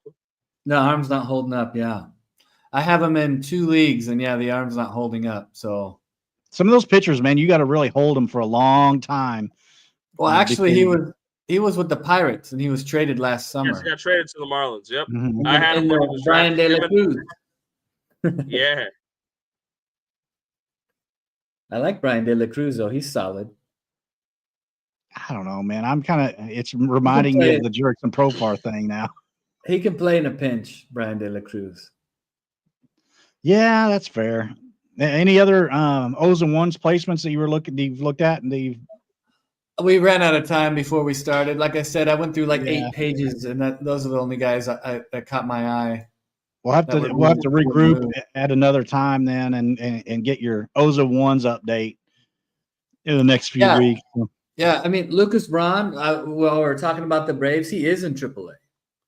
So they have he's on the doorstep then. Yeah, and he was their minor league pitcher of the year last year for the Braves. And I gotta say, like Smith Shawver, I've consistently said I think is a bullpen arm long term. We'll see, but him and Waldrop both I've been convinced are going to end up being in the bullpen, but that's not good news right now with the pitching depth in Atlanta. I mean, heck, Grant Holmes had to come out of the bullpen on either Thursday or Friday, and now he starting again tonight. So, ouch. Yeah, fun start to the season for you guys. 0-4 on the season, man. We're we're behind the Marlins in the standing. I saw they ordered a bunch of torpedo bats, though. Like for real, I saw they ordered a bunch of torpedo bats. The Braves. Hey, Ronald might want one. When's he coming back? Yeah, I think May sometime. Yeah, that's a big Band-Aid. That'll help. Well, and Strider had a start either yesterday or the day before in AAA. So. Oh yeah, I'm not listening to you cry anymore. You have like super cavalry on the way, you know. It's funny because I'm done listening to you whine about the Braves. You got those guys coming back. It's funny. Maybe one of the best pitchers and maybe one of the best hitters in the league coming back. Yeah, we have Spencer Strider coming back. I guess we'll figure it out. We'll just patch it together. I can be kind of the anti-homer when it comes to the Braves. So yeah, I'm usually more down on my team than other fans are.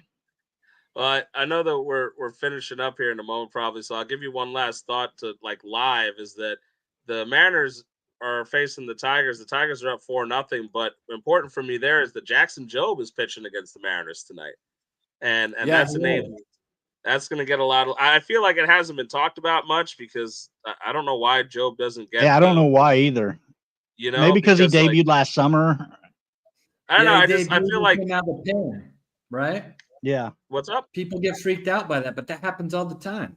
Mm-hmm. Right, it was normal, and like for me, it's just like I felt like every time like Skeens like looked at something, we got an article about like Paul Skeens exists, and I know he's considered generational, but Jobe is one of the top pitching prospects going into this year, and he's immediately starting against Seattle at home there for Seattle.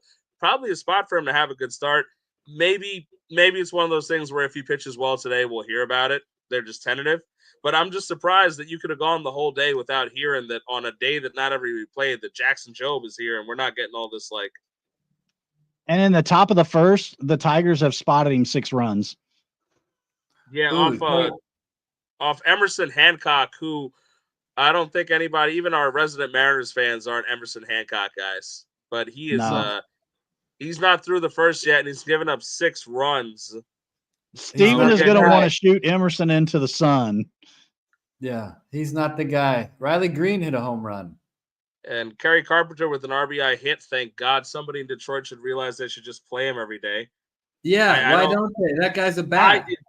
We were talking about it before. You made the comment about Abreu, JT, where you said, I guess he was too hot. Stuff like that drives me nuts now. I know we're in an analytical game, but if a guy had a good game, like Manzardo homered off a lefty yesterday, what did they do? Benched him against the lefty. I'm like, what are we doing? Like, you got to give these guys the chance to show. Kerry Carpenter in the minors mashed left-handed pitchers. You struggle against them a bit in the majors. you got to see what you can do. If this is a guy that can produce 30 home runs playing a strong side platoon, let him play the whole damn time. It could only work out better. So I get annoyed when I see that. I'm like, just play the man.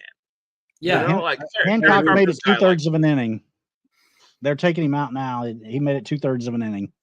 Yeah, Salcedo's coming in there, it looks like. Yeah. Look at that Mariners lineup. I mean, it's like the AL Brewers, except for they have a better rotation by far. You just well, you don't like Ryan Bliss, post high prospect over there playing second base for Seattle? Rowdy Tellez, he's going to rough some stuff up. I mean, I like Bliss as a you could get him. What for year free is this? It's Victor Robles leading off. I do actually. I have Bliss backing me up right now. Is like in one of my leagues where I've got Nito and I needed I have Nito and Brooks Lee and I needed like another infielder in there. So I've got Bliss for a couple weeks, hoping that Lee comes back soon because I'm a big Brooks Lee guy. So I'm gonna see what happens with Ryan Bliss. He stole a base from me the other day, so I'll take it. Any production is good. Yeah, you'll get that. I mean, I'm gonna pull up Bliss. Like Bliss, when he took off, he looked really good. Like his ground ball went way down, which I can't overstate that enough. How much I look at that, but like his line drive rate went up. Yeah, AA. That's when he started to get the hype. He had a 38% ground ball, a 25% line drive rate, and he had a 14% homer fly ball. So yeah, I like Bliss. I was definitely a guy that was like, hey, roster Ryan Bliss, this guy could be a force in the infield here. It looks like he won the second base job. He started most of the games. I know Dylan Moore snuck in there one of the games, but I feel like Bliss is going to get an opportunity to show that he might be, maybe he only bats 7th or 8th in the lineup, but the second base is not exactly rich with options here. Right. So if he can put together anything as a league average season, there might be something. As much as I joke about it, I mentioned his name on purpose, so we'll see. But I am interested to see how Job does tonight. I do feel like in terms of the ballpark and the lineup, the stage is set for him to have a good confidence building showing against the Mariners. So we'll see what Job deals out there today. In 140 AAA games between 2023 and 2024 for Seattle, Bliss had 70 stolen bases. He had 22 home runs with the PCL, so maybe cut that in half. But he still had 70 stolen bases in 140 games. So you're going to get your steals. Those are free steals. Yeah, and for me, that's a Roto League category. So I'll take that as a guy that, he's basically – I had Asturi Ruiz up until the beginning of the season because I was hoping that he would figure things out. And I finally had to cut bait. Yeah, I just had to cut that DFA that came out. It just kind of justifies that even if he's going to figure it out, it's not going to be with the A's. And he's got a long route to play in time anywhere else that's not the A's. So he might turn into one of those Billy Hamilton types where like he's a pinch runner specialty type of thing. But that might be what he's got to offer now. Well, Victor Robles figured it out. He did years later than, and he did well in Seattle. I think the eyes were off him and he was solid and he's starting every day for them now for the most part. He had a 141 WRC plus in 91 games last year. That's incredible. That's actually better than I thought it was. I still want to see it for a full season though. Oh, wait. Oh, he trained with Profar. So there you go. They're coming for you, Victor. It's all coming together now. You better throw your secret bag away. Oh, goodness. All right, guys. Well, I think we've been on here a pretty good chunk of time now. Do you got any last words, JT, that you want to put out there for the audience? Don't take roids if you know you're going to be tested. That's pretty fair. Ram, anything last words from you? No. Hey, echo that thought. Now I'm going to go check out Job and let's figure out if he's worth if the media's right, if he's not going to get any talk about it for a reason, or if he's going to go out there and make everybody look stupid that there weren't 20 Jackson Job headlines going out into tonight. I'm going to, my last words is I'm going to go check on Steven in the Discord because he's probably losing his mind. I think he already knows that Emerson Hancock is not a major league pitcher. I think so. But thank you guys for joining me tonight. Thanks for everybody for watching. Make sure you hit that like and subscribe button. And let's check it out. Bye. See you.